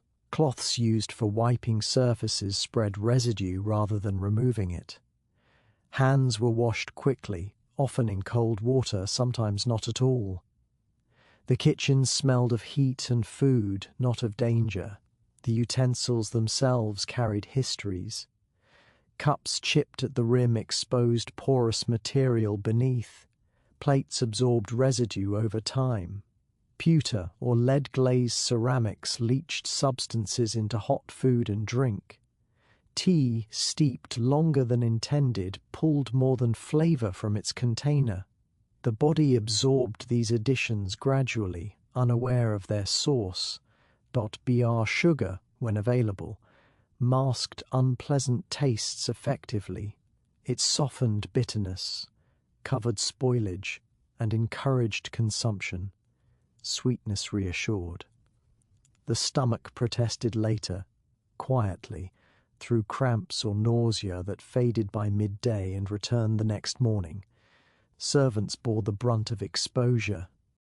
They tasted food repeatedly during preparation, sampling for seasoning or doneness. Leftovers became their meals. Portions were smaller, quality lower. Illness spread easily through shared dishes and close quarters. Fatigue followed, persistent and unexplained. Children ate what was given without question. Bowls were filled, cups pressed into small hands. Complaints were dismissed as fussiness. Weakness passed unnoticed until it didn't. Recovery was slow. Appetite fluctuated. Growth suffered quietly. Even the table itself posed risks. Crumbs collected. Spills soaked into wood. Insects moved freely. Cats and dogs wandered near food. Windows remained closed against cold, trapping smells and warmth. Air thickened. The meal lingered longer than intended. Breakfast was meant to prepare the body for the day. Instead, it often weakened it. Energy rose briefly, then fell. Stomachs tightened, heads ached, movement slowed. Work continued regardless. Doctors treated the results, not the cause. Digestive tonics were prescribed, rest suggested, diet adjusted without understanding why discomfort persisted. The morning meal remained unchanged. The ritual repeated daily. Plates were cleared, cups refilled, crumbs brushed aside, the table reset. Ingredients arrived again, carrying the same uncertainties, prepared in the same way, consumed with the same quiet trust as the body absorbed what it could and endured what it could not. The house did not truly wake until the servants were already oving. Long before footsteps echoed from bedrooms or lamps were adjusted in sitting rooms, work had begun in quieter spaces. Corridors filled with soft movement, doors opened and closed without sound, and hands reached instinctively for tools used every day. There was no ceremony to this labor. It was expected, repetitive, and largely unseen. Their rooms were small and cold, often tucked beneath stairs or in the uppermost reaches of the house. Light entered late, if at all. Air moved slowly, carrying the smells of coal, damp fabric, and yesterday's work. Sleep was short and shallow, interrupted by bells, time, or the simple knowledge that delay was not permitted. Rising quickly mattered more than rising rested. Tasks followed one another without pause. Fires needed tending, water needed carrying, floors needed sweeping. Each movement served someone else's comfort. Hands cracked from cold and cleaning, backs bent early and stayed that way. Pain settled in joints and muscles and remained, treated as a condition rather than a problem. Complaints were unnecessary. Work continued regardless. Meals were brief and secondary. Servants ate what remained when it remained. Food was often cold, sometimes spoiled, rarely sufficient. Eating was done standing or sitting briefly before returning to duties. Hunger dulled over time, replaced by a constant low weakness that became familiar enough to ignore. Exposure filled every hour. Cleaning disturbed dust from walls and carpets. Carrying filled lungs with soot. Kitchens burned hot while laundry rooms filled with steam. Gas, smoke, chemicals and dampness mixed freely. The body adjusted until it could no longer compensate, and even then work did not stop. Illness appeared quietly, headaches lingered, dizziness became common, breath shortened, skin broke out in rashes or sores that healed slowly, fingers trembled, sleep no longer restored anything. These signs were rarely named. A servant who could still stand was considered capable. Medical care was distant and conditional. Attention depended on usefulness. Minor injuries were wrapped quickly and ignored. Fevers were endured until collapse forced recognition. Rest, when granted, came late and ended early. Recovery was incomplete. Returning to work mattered more than healing. Silence was not enforced through cruelty alone. It was built into the structure of service. Gratitude was expected, obedience rewarded, endurance admired. Speaking of pain risked replacement, there was always someone younger, hungrier, more willing to accept conditions without question. Time passed unevenly.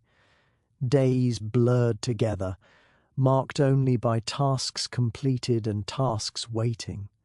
Seasons changed, but rooms felt the same.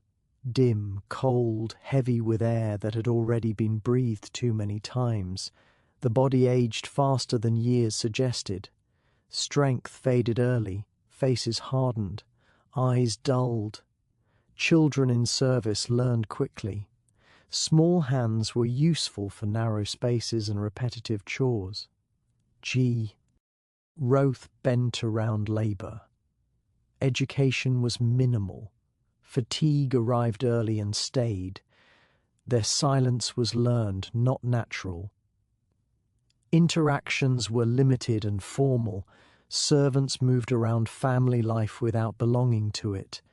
Conversations were brief, functional. Laughter was rare and private. Even among themselves, energy was conserved. Words cost effort. Danger followed them closely. Falls, burns, cuts, and exposure were constant possibilities. Recovery depended on luck as much as care. Death was not uncommon. It was absorbed into routine, acknowledged briefly, then replaced. Night offered little relief. Sleep came in short stretches. Bodies ached too much for comfort. Waking brought no hesitation. The bell would ring. Movement would resume. The house relied on this endurance. Every polished surface, every warm room, every prepared meal was built on bodies absorbing strain without acknowledgement. The structure functioned smoothly because suffering remained contained, quiet, and expected. Dust settled again after cleaning. Fires burned steadily. Lamps were lit. Water was carried. The work continued in measured movements and practiced silence, hands performing familiar motions while breath shortened slightly. Muscles tightened a little more, and the house remained orderly as the people maintaining it faded into the background of its daily rhythm. Clothing was never just fabric. It pressed, weighed, tightened, and shaped the body long before anyone considered comfort. Beauty began why? Restriction, and elegance was measured by how well discomfort could be hidden. The first layer touched the skin early, cool and unforgiving, setting the tone for everything that followed. Nothing about dressing felt natural. It was a controlled ritual that demanded patience and surrender. Corsets waited like quiet enforcers, stiff whalebone or steel curved into unnatural forms, promising posture while stealing breath. As laces were pulled tighter, ribs shifted slightly inward, organs compressed just enough to be ignored but never forgotten. Breathing became shallow, measured. Sudden movement was discouraged. Sitting required planning. Standing demanded balance. The body learned to exist within limits it never chose. Over the corset came layers meant to conceal its cruelty. Petticoats added weight, trapping warmth in summer and cold in winter. Skirts brushed floors constantly, collecting dust, ash, moisture, and whatever else the street offered. Each step dragged history behind it. Fabric absorbed everything and released nothing willingly. Cleaning helped little. The material remembered. Color carried its own dangers. The most admired shades were the most harmful. Greens glowed unnaturally bright, admired precisely because they seemed alive. That brilliance came from arsenic compounds woven directly into cloth. Dresses, gloves, ribbons, and even artificial flowers carried poison close to skin. Sweat activated it, heat released it. Wearing beauty meant absorbing it slowly, invisibly. Red pigments carried mercury. Yellows relied on lead. Whites were treated with chemicals to appear purer than nature allowed. Even black mourning dresses were dyed repeatedly, increasing exposure with every layer. Fashion followed chemistry without understanding consequence. Symptoms appeared gradually and were rarely connected to clothing.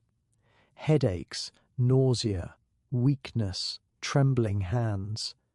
These were dismissed as nerves or temperament. Accessories deepened the risk. Gloves softened with toxic treatments.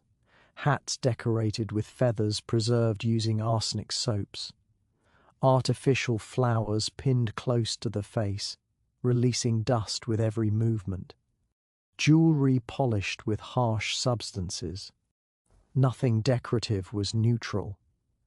Beauty surrounded the body from every angle. Cosmetics promised refinement while delivering harm. Skin was lightened with lead-based powders that dulled complexion over time. Belladonna drops widened pupils, creating a dreamy gaze while blurring vision and increasing heart rate. Lip tints stained mouths with compounds never meant for ingestion. Blushes irritated skin until redness appeared naturally, praised as youthful color. Hair required its own sacrifices. Pomades and oils sealed styles in place, often made with animal fats that turned rancid. Scalp irritation became common. Hairpieces added weight and trapped heat. Pins scratched skin and drew blood. Infection followed easily. Cleanliness did not protect against chemistry. Shoes reshaped feet slowly. Narrow. Toes forced bones inward. Balance suffered. Walking became careful. controlled. Long-term damage was accepted as refinement. Pain was considered temporary, even when it lasted decades. Men were not spared. Tailored suits restricted movement. Starched collars cut into necks, limiting circulation. Dyes stained skin. Hats treated with mercury caused tremors and mood changes. The phrase "mad as a hatter" reflected reality more than exaggeration. Clothing dictated behavior. Running was impossible. Quick reactions were discouraged. Falling was dangerous. Even fainting became fashionable, seen as a sign of sensitivity rather than oxygen deprivation. Bodies adapted by slowing down, conserving energy within constraint. Laundry did not remove danger. Washing released toxins into water and air. Heat intensified exposure. Servants handling garments absorbed chemicals through skin and breath.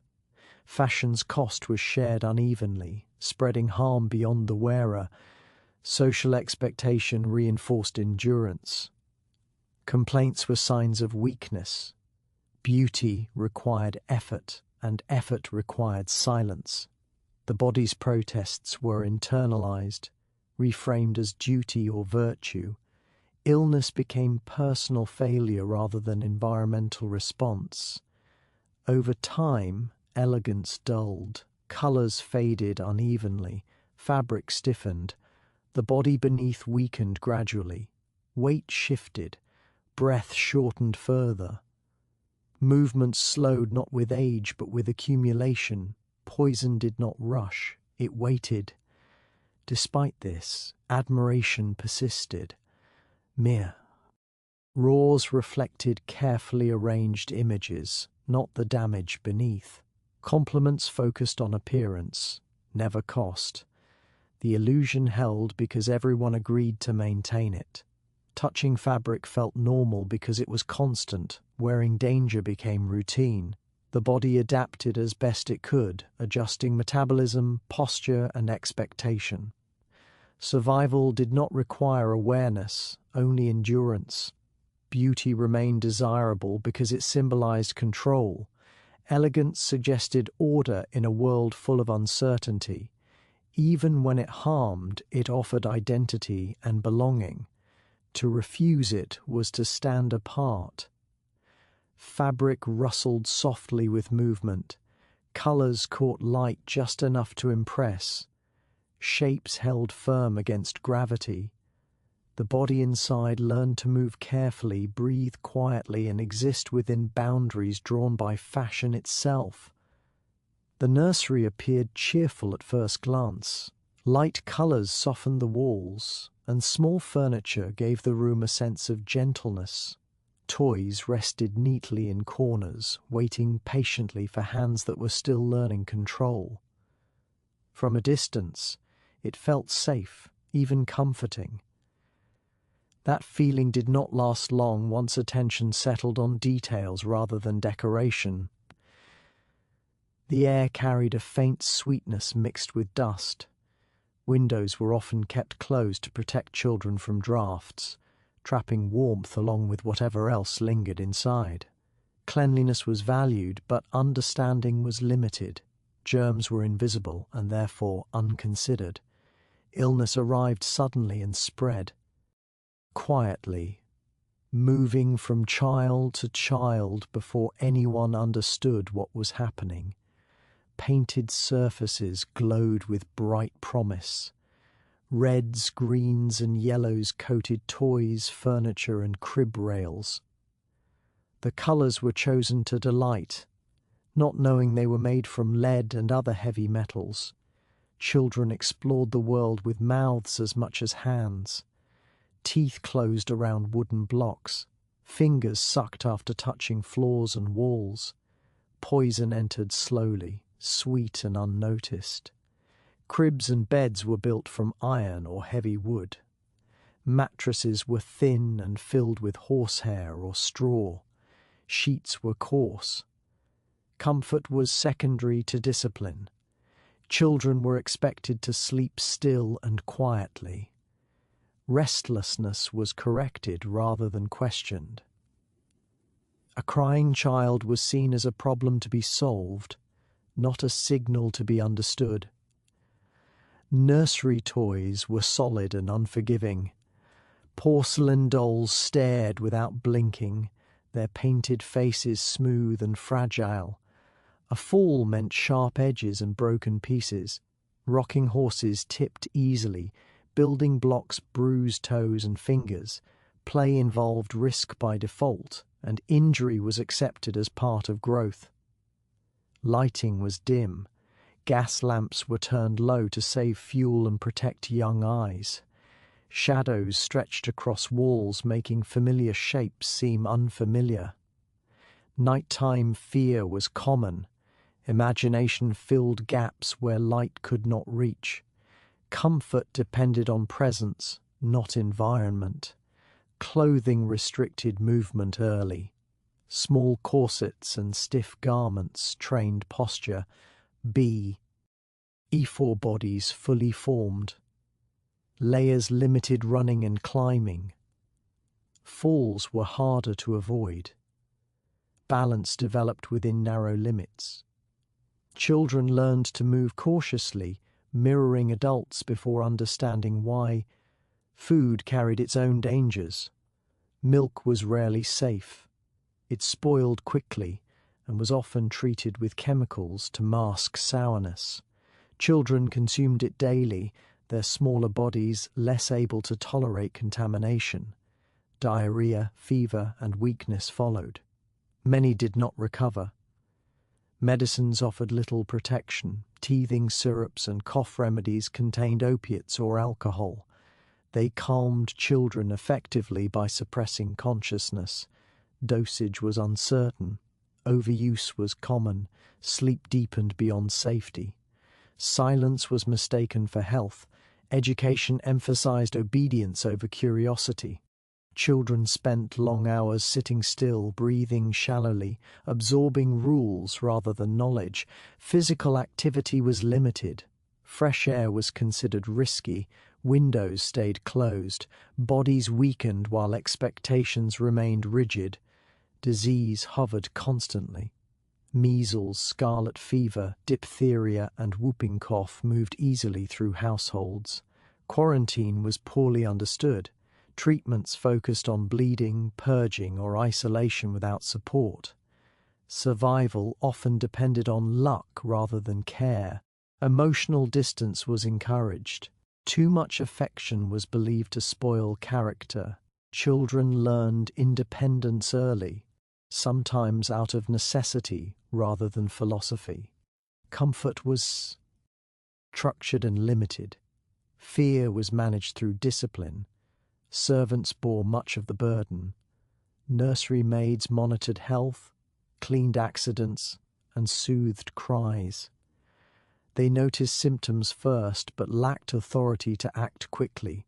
Delays cost lives. Responsibility existed without power. The room itself aged alongside its occupants. Scratches accumulated. Paint chipped. Toys broke and were repaired imperfectly.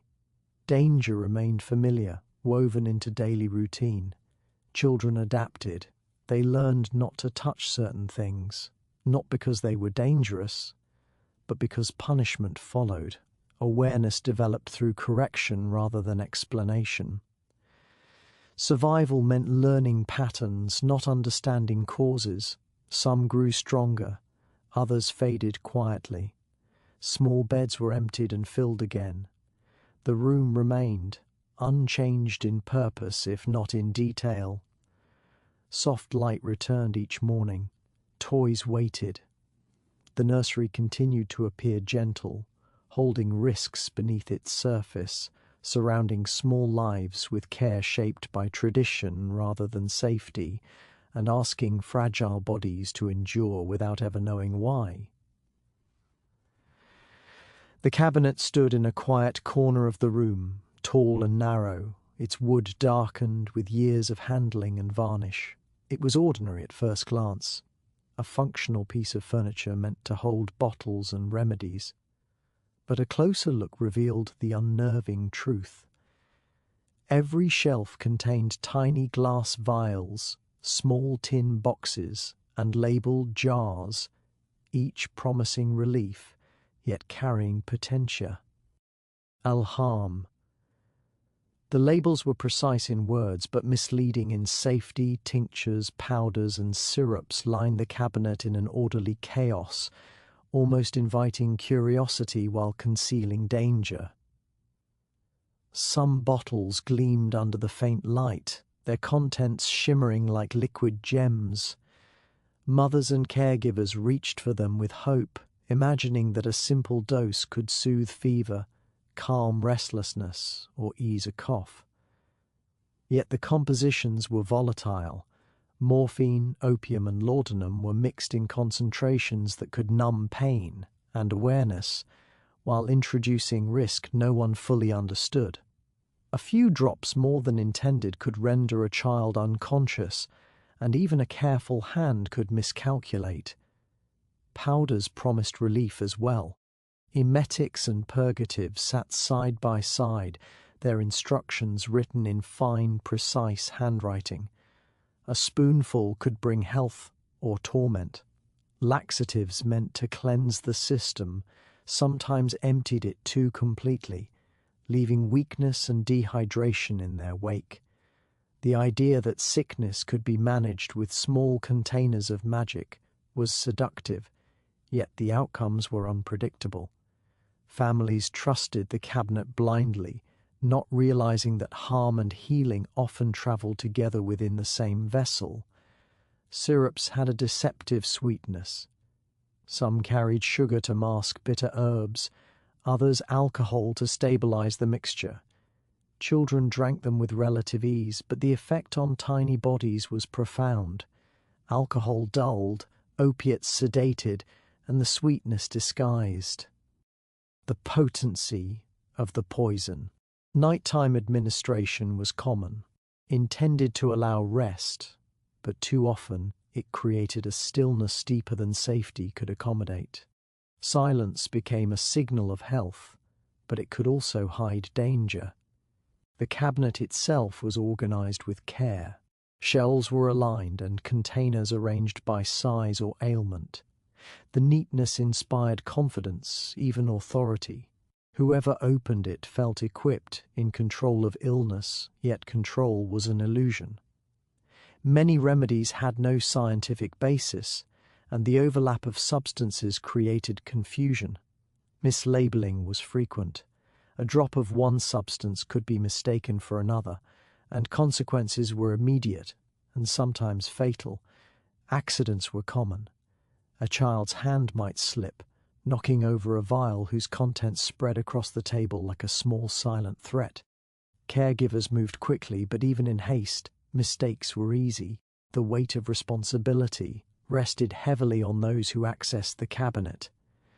Every decision had stakes, yet guidance was minimal. Advice came from experience, not study, and experience often arrived too late. Outside the cabinet, illness lurked constantly. The remedies inside were both tool and trap.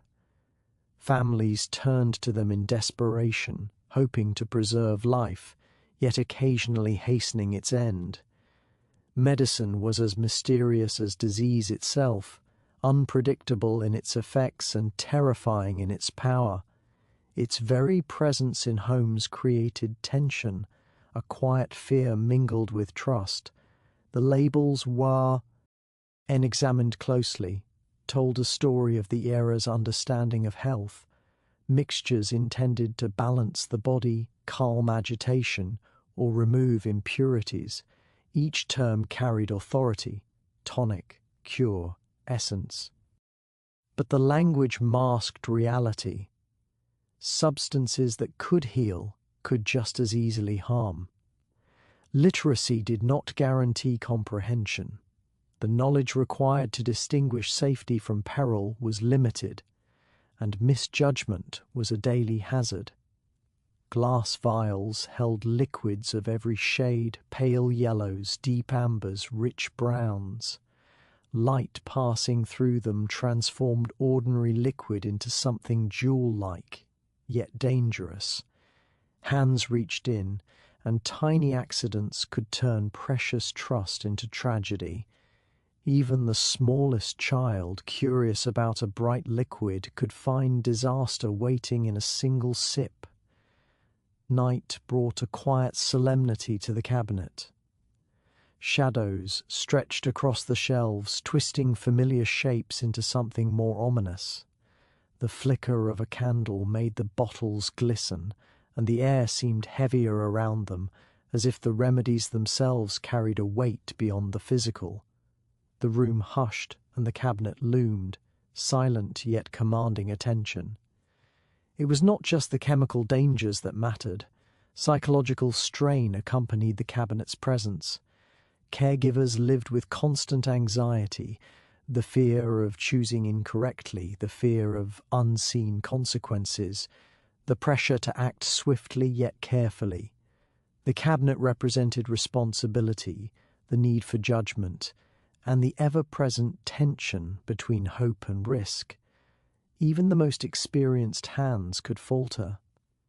Knowledge was learned slowly, often through trial or misfortune. The medicinal cabinet demanded respect, attention, ND caution. One misstep could undo years of effort to care for a fragile body. It reminded those who used it that remedies were not mere solutions, but forces that could tip outcomes toward life or harm. Every household had its stories. A child soothed into sleep by a carefully measured drop, a parent grateful for a short reprieve from fever, yet also a tale of a slip, an overdose, or an unnoticed reaction. These stories intertwined with daily life, shaping the way families approached care, trust, and fear. The cabinet remained, silent but potent. Its contents changed little, but knowledge evolved slowly. Generations learned to navigate it with varying degrees of success. Each vial, tin, and bottle held potential, but also danger, a duality that shaped the experience of caregiving, the rhythm of household life, and the fragility of health in those years. Within its dark wood frame, the cabinet stood as both a tool and a reminder. Life was fragile, and the methods to preserve it were imperfect, sometimes deadly, but relied upon nonetheless. The night deepened, shadows played across the glass, and the quiet tension of care and risk lingered, encapsulating an era where every home had its own version of a medicine cabinet filled with wonders and perils alike. The kitchen of a Victorian home was far from the polished, sanitized spaces we imagine today. It was a hub of activity, a place where sustenance was prepared, fires roared, and danger lingered silently behind every task. The earth of this world was the stove, often coal-fired, standing stubborn and unyielding in the center of the kitchen, its black iron surface darkened by years of soot and smoke. Cooking required skill, patience, and a steady hand, for the flames could flare without warning, and the heat radiated mercilessly, making the surrounding air heavy, hot, and choking. Coal was the lifeblood of the household. Delivered in sacks to the back door, it had to be stored carefully in bins that often stank of dust and residue. Each lump carried a hidden threat. A dropped piece could roll underfoot, igniting a fire if it landed too close to sparks or embers. The act of shoveling coal into the stove was strenuous and unforgiving. Black dust coated clothing, hair, and skin, leaving streaks that were impossible to remove completely. Carelessness could result in burns or fires that spread quickly through the wooden floors of the home. The kitchen itself was a labyrinth of risk. Pots of boiling water simmered over open flames, and pans could tip unexpectedly on uneven surfaces. Steam hissed from kettles and saucepans, creating blinding clouds and leaving bare hands vulnerable to scalding. Caregivers moved constantly, balancing heavy containers while tending multiple fires, their attention stretched thin. One moment of distraction could turn a routine task into disaster. The constant vigilance required to manage heat, flames, and the unpredictability of coal made each meal an endurance test, both physical and mental. Ventilation was minimal. Chimneys struggled to draw smoke away from the kitchen, and the air was thick with coal dust, cooking fumes, and the lingering odours of preserved meats and boiling vegetables.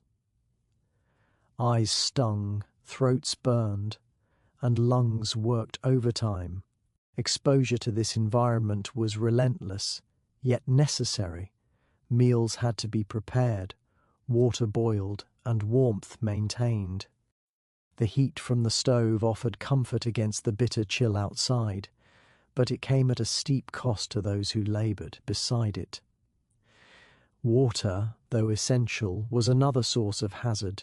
It was carried in heavy buckets from wells or pumps, sometimes spilling along the stone floor, creating slick patches that could send a person sliding into the blazing stove or heavy iron cookware. Fires were unpredictable companions, feeding on stray scraps of coal, spilled flour, or discarded grease.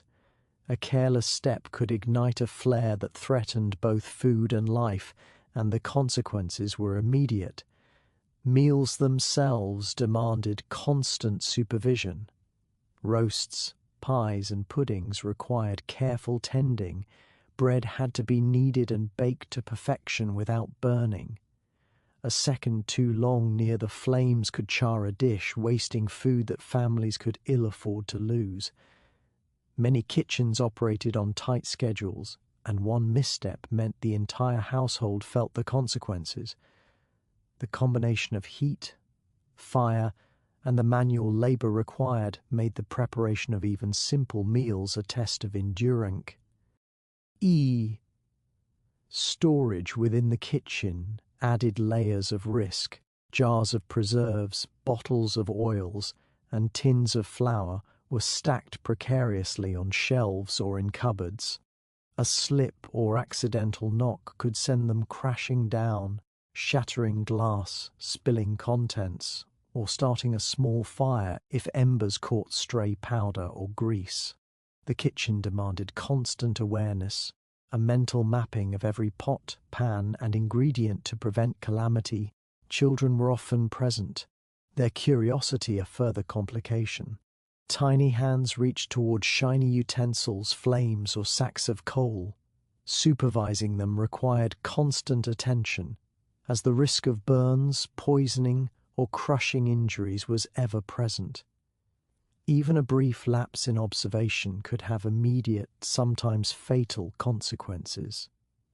The kitchen was simultaneously a place of nourishment and danger, where life and safety balanced precariously.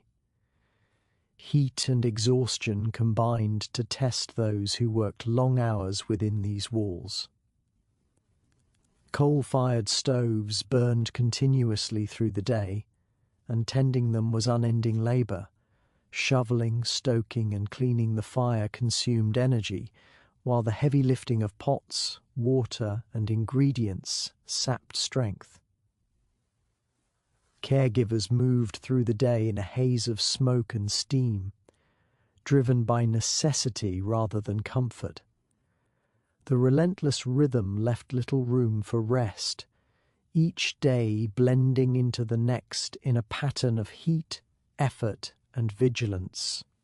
In addition to the immediate risks of fire and burns, the coal itself i.e. invisible dangers. Dust inhalation caused coughing, chest tightness, and long-term respiratory issues.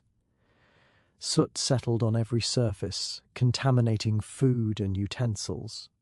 Cleaning was laborious and never entirely effective, leaving families exposed to lingering hazards, even in moments meant for respite. The kitchen was a battleground where visible and invisible threats coexisted, and constant care was the only safeguard. The kitchen was also a stage for improvisation. Ingredients were limited and preservation methods rudimentary, so cooks learned to adapt quickly. Boiling water, curing meats, or baking bread required careful timing and constant attention to prevent waste or disaster. Mistakes were expensive, sometimes life-threatening, and demanded swift correction. The combination of resource scarcity, fire, and physical labor created a tension that hovered over every task, a reminder that comfort and sustenance were earned, not guaranteed. Every day brought new hazards. Flames could flare without warning, embers could scatter across the floor, and coal could ignite in the wrong place. Steam could obscure vision, knives could slip, and heavy objects could fall. Fatigue amplified the risk, and even experienced caregivers found themselves tested repeatedly. The kitchen demanded not just skill, but endurance, awareness, and a tolerance for danger that modern kitchens rarely require. Despite the hazards, the kitchen was the pulse of the home. Life was prepared, meals were served, and warmth was provided. Yet behind this essential function lay unrelenting risk, a constant negotiation between human effort and the volatile elements of fire, coal, and raw ingredients. Every task carried weight, and every decision had consequences that could ripple through the household. The labor of the kitchen was both invisible and crucial. Outsiders might see only the results, a hot meal, a loaf of bread, a pot of stew, but the hidden toil, the constant vigilance and the silent risks were ever present. Caregivers navigated a complex environment where fire, coal, and water conspired to test their attention, strength, and endurance, shaping a rhythm of life built on both necessity and courage. Through smoke-streaked windows, the kitchen glimmered with activity, a theatre of survival and sustenance. Every action, from shoveling coal to stirring a simmering pot, demanded respect for the volatile forces at play. Even the simplest meal required mastery of fire, strength of body, and steadiness of mind. The kitchen was a crucible, and those who worked within it were forged daily by its demands. From early morning to late evening, the space hummed with activity. Coal-fed fires glowed, steam rose from kettles, and the scent of cooked food mingled with soot and smoke. Every surface bore the marks of labor, every hand carried the evidence of effort. Danger was constant, yet so too was necessity, shaping a world where care and caution intertwined with endurance and resilience. E-kitchen, in all its heat, smoke, and peril, defined much of life. It demanded attention, skill, and fortitude, offering both sustenance and a reminder of the thin line between routine and catastrophe. Every meal prepared was a small triumph over the hazards that lurked in fire, coal, and water, a testament to the daily courage of those who navigated the risks with unwavering resolve. Nightfall in a Victorian home brought a shift in atmosphere that few modern dwellers could imagine. As the sun dipped below the horizon, shadows stretched across walls, and the once familiar rooms seemed to transform under the dim light. The day's activity, full of labor and movement, gave way to a quieter, more tense rhythm. Without the hum of conversation, the creak of servants' footsteps, or the bustling energy of work, The house felt larger, emptier, and, for many, unsettling. It was a time when the ordinary became mysterious, and the familiar seemed strange. Lighting at night was minimal, often limited to flickering candles or oil lamps. Gas lighting, where installed, provided a weak, uneven glow that threw shapes into stark relief and cast eerie shadows across walls and furniture. Every corner, every hallway, seemed to harbour movement or presence that wasn't there. Objects assumed strange forms in the dim illumination. Chairs appeared to shift slightly, curtains swayed though no breeze moved, and reflections from glass surfaces could create phantom images that startled even the most said household members. In the dead of night, ordinary features of the home became unfamiliar and potentially threatening. The creaking of floorboards, a familiar sound during the day, took on a more sinister tone at night. Each groan and snap could trigger sudden worry, suggesting intruders, animals, or structural failure. Drafts moved unpredictably, whistling through gaps in doors or windows, carrying with them the sound of rattling hinges, distant noises from outside, or the faint whisper of wind through the roof tiles. For many, the mind could not resist filling in these sounds with imagined threats. Fear in the home was often subtle, psychological, and cumulative, a quiet pressure that pressed on the senses after hours of daylight activity. The servants' routine added to the atmosphere of unease. Many retired early, while others continued work quietly behind the scenes, tending to fires, moving supplies, or cleaning rooms for the following day. The house, though seemingly still, was full of hidden motion. Shadows passed through doorways unnoticed, and muffled sounds drifted from kitchens, pantries, and servant quarters. In these quiet hours, ordinary tasks became magnified in the imagination, transforming everyday domestic labour into a series of potential hazards or mysterious events. Temperature shifts also contributed to the tension of night. Rooms that were warm in the late afternoon could become icy within an hour, as coal fires cooled and drafts swept through poorly. Insulated spaces. Heavy fabrics, though comforting by day, were insufficient against the sudden chill, leaving occupants shivering under multiple blankets. The house seemed to contract with the cold, each room offering a stark reminder of its exposure and fragility. The combination of darkness and cold made ordinary movements, crossing a hallway, lighting a candle, climbing stairs, potentially dangerous and mentally taxing.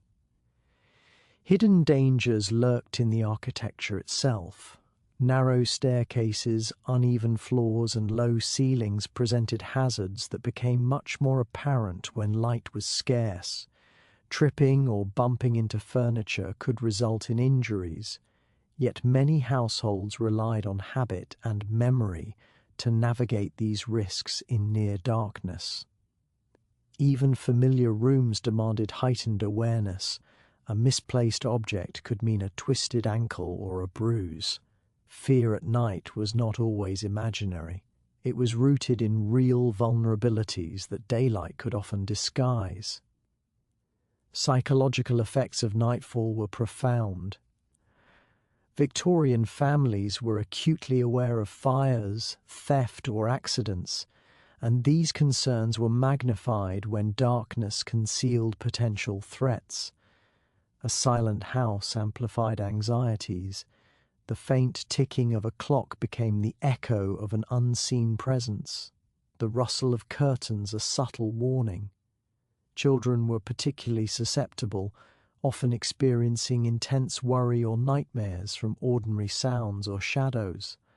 Adults, though more composed, were not immune. The tension of vigila.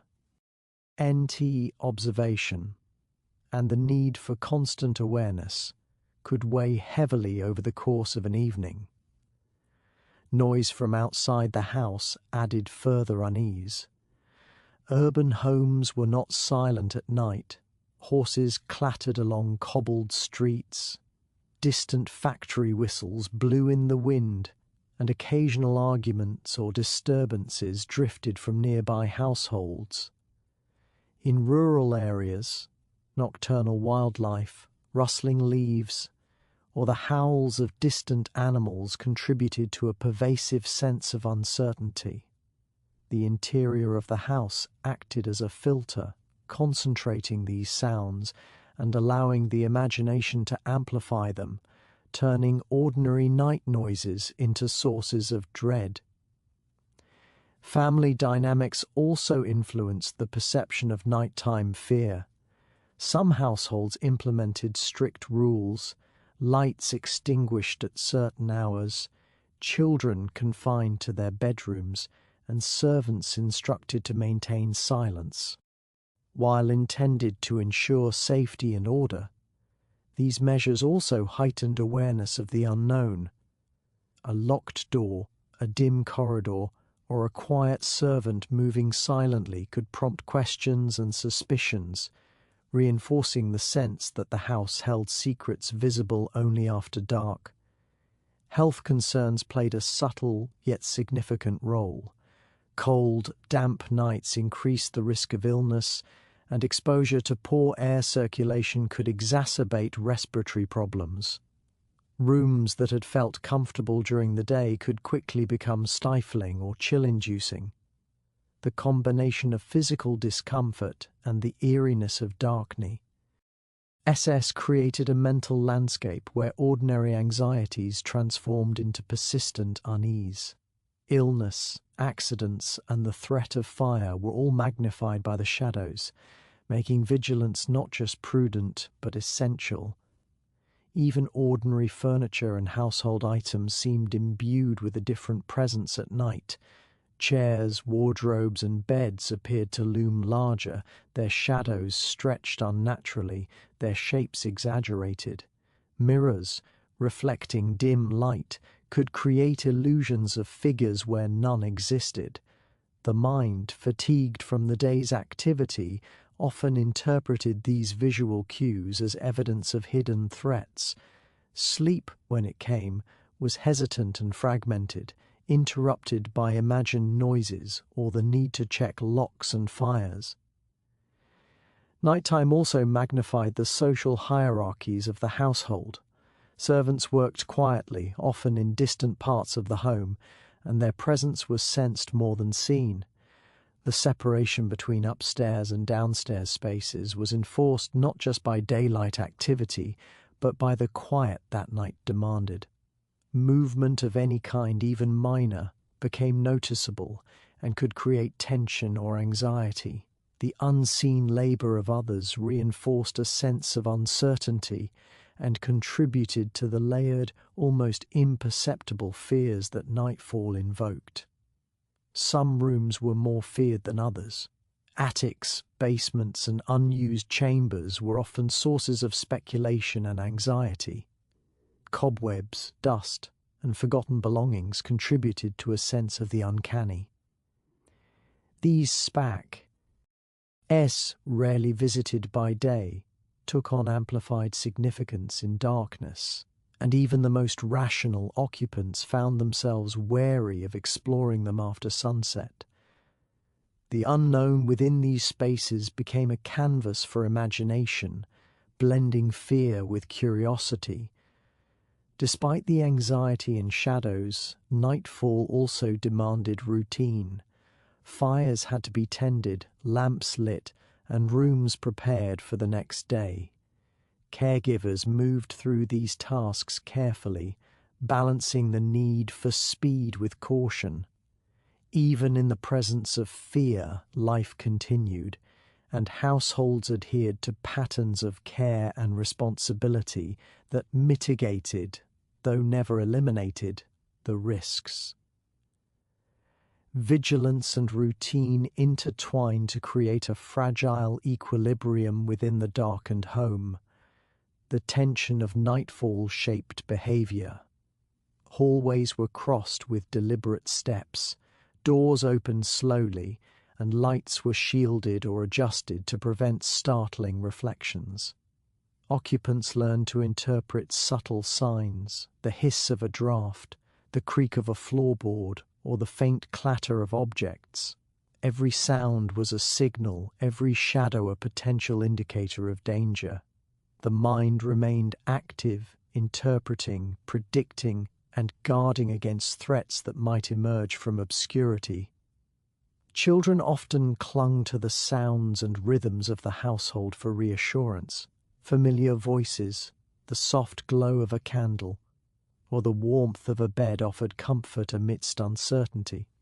For adults, the responsibility of overseeing the household and protecting its inhabitor. NTS added another layer of tension. Night was not merely a pause in daily life. It was a period requiring vigilance, careful attention, and endurance against both real and imagined threats. Through these long, shadowed hours, the home revealed a dual nature. It was both refuge and challenge, offering warmth and shelter, while demanding awareness and caution. Fear, subtle and pervasive, was woven into the night's fabric, and every inhabitant, from youngest child to oldest servant, navigated a landscape shaped by darkness, uncertainty, and the echoes of daily labour.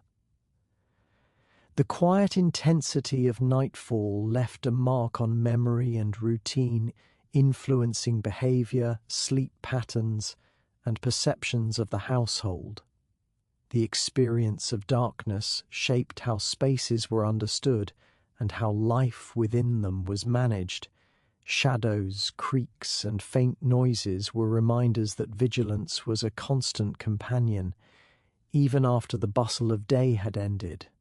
Life after sunset required endurance, awareness, and a tolerance for unease. Ordinary rooms became complex environments, and every movement demanded care. Shadows elongated, sounds multiplied, and imagination filled spaces with possibilities both mundane and alarming. Nightfall was a reminder that even in the comfort of a familiar home, vigilance was a necessity, and hidden fears were as much a part of life as the daily chores and routines that filled the daylight hours. Life in a Victorian home often unfolded under rules, routines, and a carefully maintained tie. Ned order, yet there were many areas where rules or any sense of safety were nearly non-existent. Daily existence, especially for children, servants, and even the adults in charge of managing households, was full of hazards that were accepted as inevitable. The concept of safety, as we understand it today, was largely foreign. Accidents were expected and precautions were minimal. It was a world where living carefully was a skill learned through observation and experience, rather than formal instruction or enforced regulations. Rooms were often filled with objects and materials that could easily cause harm. Sharp tools, heavy furniture, fragile glass, and exposed fires were everywhere. Yet there were few signs, warnings, or barriers to prevent mishaps. Kitchens and pantries were particularly risky, filled with knives, boiling water, and open flames. Servants moved quickly to keep the household running, often balancing heavy pots or tending multiple tasks at once. A single misstep could mean burns, cuts, or falls, but these dangers were generally treated as part of life, rather than extraordinary incidents. Children were especially vulnerable in such an environment. Their curiosity and mobility were constantly tested against a backdrop of unsafe conditions. Staircases were steep and unguarded, fireplaces were open, and windows could swing freely. Toys, when present, were often made of wood, metal, or porcelain, materials that could easily injure a careless hand or foot. Accidents happened frequently, and the response was rarely preventive. A scraped knee or bruised elbow was common, and lessons in caution were learned through trial and error rather than formal teaching. The architecture of Victorian homes also contributed to risk. Narrow hallways, low ceilings, and dark corners created obstacles that were easy to overlook. Floors were often uneven or slippery, particularly in the kitchen or laundry areas. Candles or lamps were moved from room to room to provide light, creating the risk of fire. Even furniture placement, with heavy chairs and tables placed close together in crowded rooms, could result in accidents. Safety was rarely designed into the environment. It was assumed that inhabitants would navigate the hazards through experience and attention. Household routines themselves could be dangerous. Morning chores required carrying water from basins or wells, lifting heavy laundry, or tending fires in stoves and hearths. Servants in particular had to juggle multiple tasks under pressure, and the consequences of mistakes could be severe. Spills, slips, or dropped objects were common. Yet the expectation was that workers would continue their tasks quickly, learning to anticipate risks rather than avoiding them entirely. Food preparation, too, was fraught with potential hazards. Kitchens were hot and crowded, with boiling pots and sharp knives within easy reach. Firewood or coal was stacked in corners, creating tripping hazards, while open flames and embers were common. Even when meals were carefully prepared, the risk of burns, scalds, or accidental fires was ever present. These risks were part of daily life, and the ability to survive them became a matter of instinct, caution, and endurance. Chemical dangers were also prevalent. Cleaning products, medicines, and personal care items often contained toxic substances that were stored openly. Arsenic, lead, and other poisons were common in household items from wallpaper to cosmetics, and accidental ingestion was a real risk. Without clear labeling or knowledge of their hazards, inhabitants relied on experience to avoid mishaps. Children, naturally inquisitive, were particularly at risk, and their safety depended largely on adult vigilance. Transportation added another layer of danger. Roads were unpaved and filled with obstacles. Horse-drawn carriages required skill to navigate safely, and accidents were frequent. Even walking from home to local shops or schools posed risks. Uneven streets, passing horses, and open drainage systems created constant hazards. Rules for pedestrian safety were almost non-existent, and caution relied on personal awareness and observation rather than structured guidance. Fire was a constant and pervasive threat. Open hearths, candles, gas lighting, and flammable furnishings created the potential for disaster. Homes lacked the modern protections of smoke detectors, fireproof materials, or emergency plans. Extinguishing fires often required quickty, hinking, and bravery, and accidents could escalate rapidly. Households depended on vigilance, knowledge, and improvisation to prevent small incidents from becoming catastrophic. Work environments in Victorian homes were similarly unsafe. Laundry, cleaning, and maintenance tasks demanded physical effort under conditions that would be considered hazardous today. Floors could be wet, laundry heavy and hot, and tools sharp or unwieldy. Servants had little protection, and injuries were treated as routine rather than exceptional. The understanding of workplace safety was virtually non-existent, and the onus of avoiding harm fell entirely on the individual. Children's education and play were equally hazardous. Playgrounds, when they existed, were sparse and unregulated, with equipment that was rough, unstable, or exposed to injury. Even within the home, games could lead to bumps, bruises, or worse. The line between learning and danger was thin, and children learned quickly to navigate a world where every corner could hide an accident. Medical knowledge was limited, and accidents that today might be minor could have serious consequences. Cuts, burns, or falls could lead to infections or more severe illness due to lack of proper antiseptics. Treatments were rudimentary, and households relied on home remedies or the occasional doctor visit. The absence of standardized safety measures made vigilance and attentiveness crucial, as the cost of even small errors could be high. Even furniture, fixtures, and household design were perilous. Bed frames with sharp corners, heavy wardrobes, or unstable chairs could tip or break. Stairs and ladders were steep and often lacked railings. Windows were easily accessible without secure locks, and attic spaces were cluttered and hazardous. Navigation of the home required constant awareness, and mistakes could easily lead to injury. The psychological impact of this lack of rules was subtle but significant.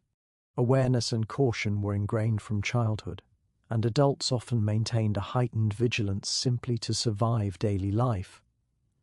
Fear, while not constant, was always present in the background, shaping behavior, habits, and the way households were organized.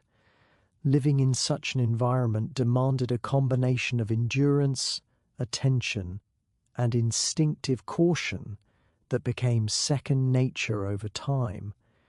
Risk was omnipresent yet invisible in its subtlety. It was woven into the fabric of daily life, present in objects, architecture, routines, and even in the air of the household. Awareness became survival. Careful observation and learned caution were the tools people used to navigate a world without formal rules, signs, or safety measures. In this environment, accidents were common, but life continued. People adapted to the unpredictability of their surroundings, developing routines and strategies that minimized danger without eliminating it. They learned to respect flames, avoid spills, and teach children the habits that reduced risks. Yet, despite all precautions, the underlying absence of enforced safety meant that danger was always only a misstep away. Daily life, therefore, was a continuous balancing act. Cooking, cleaning, playing, walking, or simply moving through the home demanded awareness. Ordinary tasks required mental mapping of hazards, anticipation of accidents, and careful, deliberate movements. Survival depended less on luck than on the cultivation of constant vigilance, inherited wisdom, and a cautious approach to every action. This world, unregulated and largely unmonitored, shaped its inhabitants profoundly. Children grew up with a sense of the physical realities of danger, learning to move carefully, observe keenly, and respect the unpredictability of their surroundings. Adults adapted to ongoing risks, building routines that allowed work and domestic life to proceed despite constant hazards. In a household devoid of formal safety rules, life required balance, awareness, and resilience. The absence of protection made every action significant, every object potentially hazardous, and every movement a consideration. Existence in such a world was not leisurely or carefree.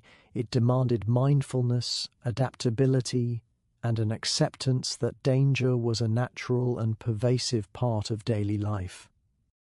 Imagine stepping into a Victorian household after centuries of modern comforts.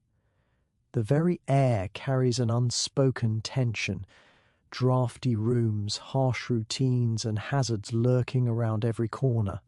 Modern people, accustomed to central heating, soft mattresses, antiseptics, and carefully regulated workplaces, would find themselves bewildered and exhausted within days.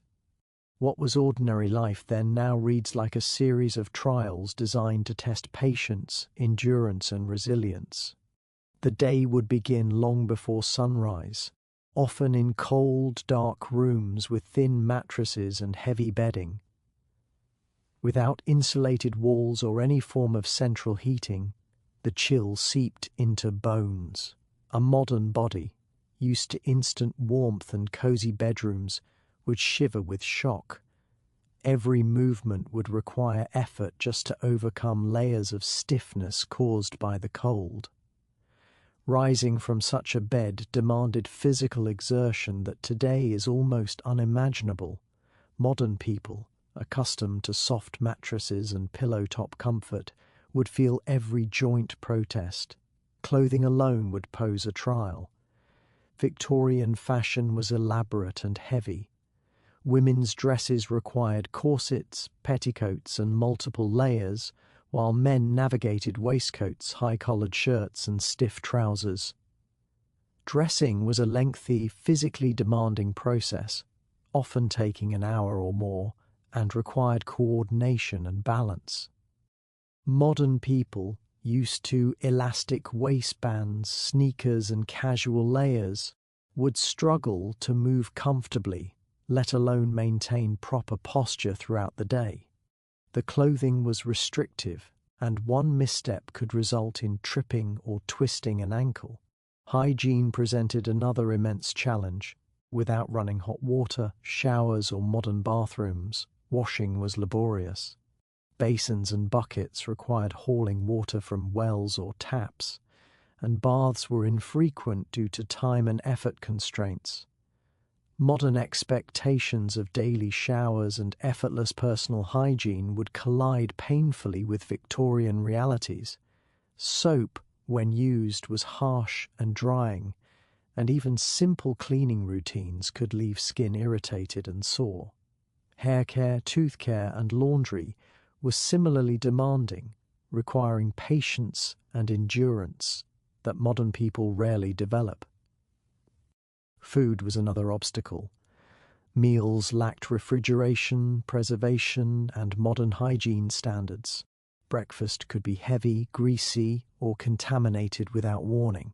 Spoiled milk, undercooked meats, or improperly cleaned vegetables were risks that modern bodies, sensitive to pathogens and accustomed to food safety laws, would struggle to handle. Eating safely required knowledge and instinct, both of which are foreign to people accustomed to prepackaged meals and strict sanitation. Servants and household dynamics would also feel alien. Privacy was limited, interactions formal, and expectations unspoken yet rigid. Modern people, used to autonomy and casual social interactions, would find the hierarchy exhausting and difficult to navigate. Tasks assigned without explanation demanded adaptation, and the constant movement and vigilance required in a servant-run household would quickly overwhelm those used to convenience and modern labor-saving devices. The physical environment itself was unforgiving. Staircases were steep and poorly lit, floors were uneven, and open fireplaces or stoves posed constant threats. Candles and gas lamps created shadows and hidden hazards, and the constant risk of fire or burns required attentiveness. Modern safety features, smoke detectors, non-slip floors, emergency exits, were absent, leaving every misstep potentially dangerous. Even a simple walk across the house demanded awareness and balance that most people today rarely cultivate. Illness and minor injuries were more serious then. Cuts, bruises, or falls could easily become infected without antiseptics or modern medical care. The presence of poisons, like arsenic in wallpaper or lead in paints, added invisible dangers to everyday life. Modern people, conditioned to trust the safety of their surroundings and medical interventions, would quickly realize that survival required constant caution. The mind and body would be forced into alertness, and even minor lapses could have significant consequences. Work and daily chores compounded the challenge. Cooking, cleaning, laundry and maintenance demanded continuous effort. Ying water, tending fires and managing heavy objects were physically taxing tasks that modern convenience has rendered almost obsolete. The human body of today, adapted to ergonomic designs, powered appliances and sedentary lifestyles, would tire quickly, making long hours feel unbearable. Each day was a marathon of movement, attention and endurance. Even leisure or the rare moments of rest were constrained. Entertainment often required travel, social formality, or participation in risky outdoor activities. Children's play was unsupervised and full of hazards, requiring constant vigilance from adults. Modern people, accustomed to structured recreation and safe environments, would feel both anxious and overworked in such conditions. Mental fatigue would accumulate alongside physical strain, creating a sense of constant pressure. In addition, weather imposed another formidable challenge. Drafty rooms, cold winters, and unheated baths meant bodies were under constant thermal stress. Rain, snow, or frost could make movement hazardous, and homes offered little refuge. Modern insulation, climate control, and weatherproofing had no place here. Adaptation required both clothing ingenuity and physical resilience. Simple exposure could lead to discomfort or illness, demanding a level of preparation and endurance foreign to contemporary lifestyles. Even the social expectations of daily life could overwhelm modern sensibilities. Punctuality, propriety, and rigid etiquette governed interactions. Conversations required tact, observation, and knowledge of unspoken rules. Children and adults alike had to navigate an intricate web of formalities where errors could provoke criticism or social consequences. Modern informality and casual communication would feel like a liability, making interactions stressful and confusing. Sleep, too, presented a final hurdle. After long days of labor, discomfort, and vigilance, nights offered little relief. Beds were stiff, rooms were cold, and shared spaces often disrupted rest. Modern people, used to climate-controlled bedrooms and soft mattresses, would find restorative sleep difficult to achieve, leaving them tired and physically depleted. The cumulative effect of harsh conditions, continuous physical effort, and mental strain would be profound. Ultimately, the daily existence of the Victorian household demanded physical endurance, mental acuity, and constant awareness. Modern habits, reliance on technology, structured convenience, and comfort would leave a contemporary visitor ill-prepared for even the most ordinary routines. Life in this era was not merely uncomfortable, it was a test of resilience and adaptability, requiring skills that modern upbringing rarely cultivates. Every aspect of the environment, from clothing and hygiene to meals, architecture, and social expectations, challenged the body and mind. Modern people, softened by comfort, convenience, and safety, would find themselves fatigued, anxious, and ill-equipped. The very foundations of daily life, taken for granted today, demanded endurance, awareness, and courage. To live successfully in this era required more than survival instinct. It demanded a transformation of routine, perception, and physical capability. The modern mind, accustomed to controlled environments, reliable health care, and unobtrusive safety measures, would be unprepared for a world where every step carried potential risk. Victorian life, in its rigorous routines and constant hazards, was a crucible of resilience. Those who thrived learned to anticipate danger, move deliberately, and endure discomfort without complaint. For a contemporary visitor, even brief exposure would reveal just how unready we are for a life without modern conveniences, a life where endurance, caution, and physical robustness were essential to every waking moment.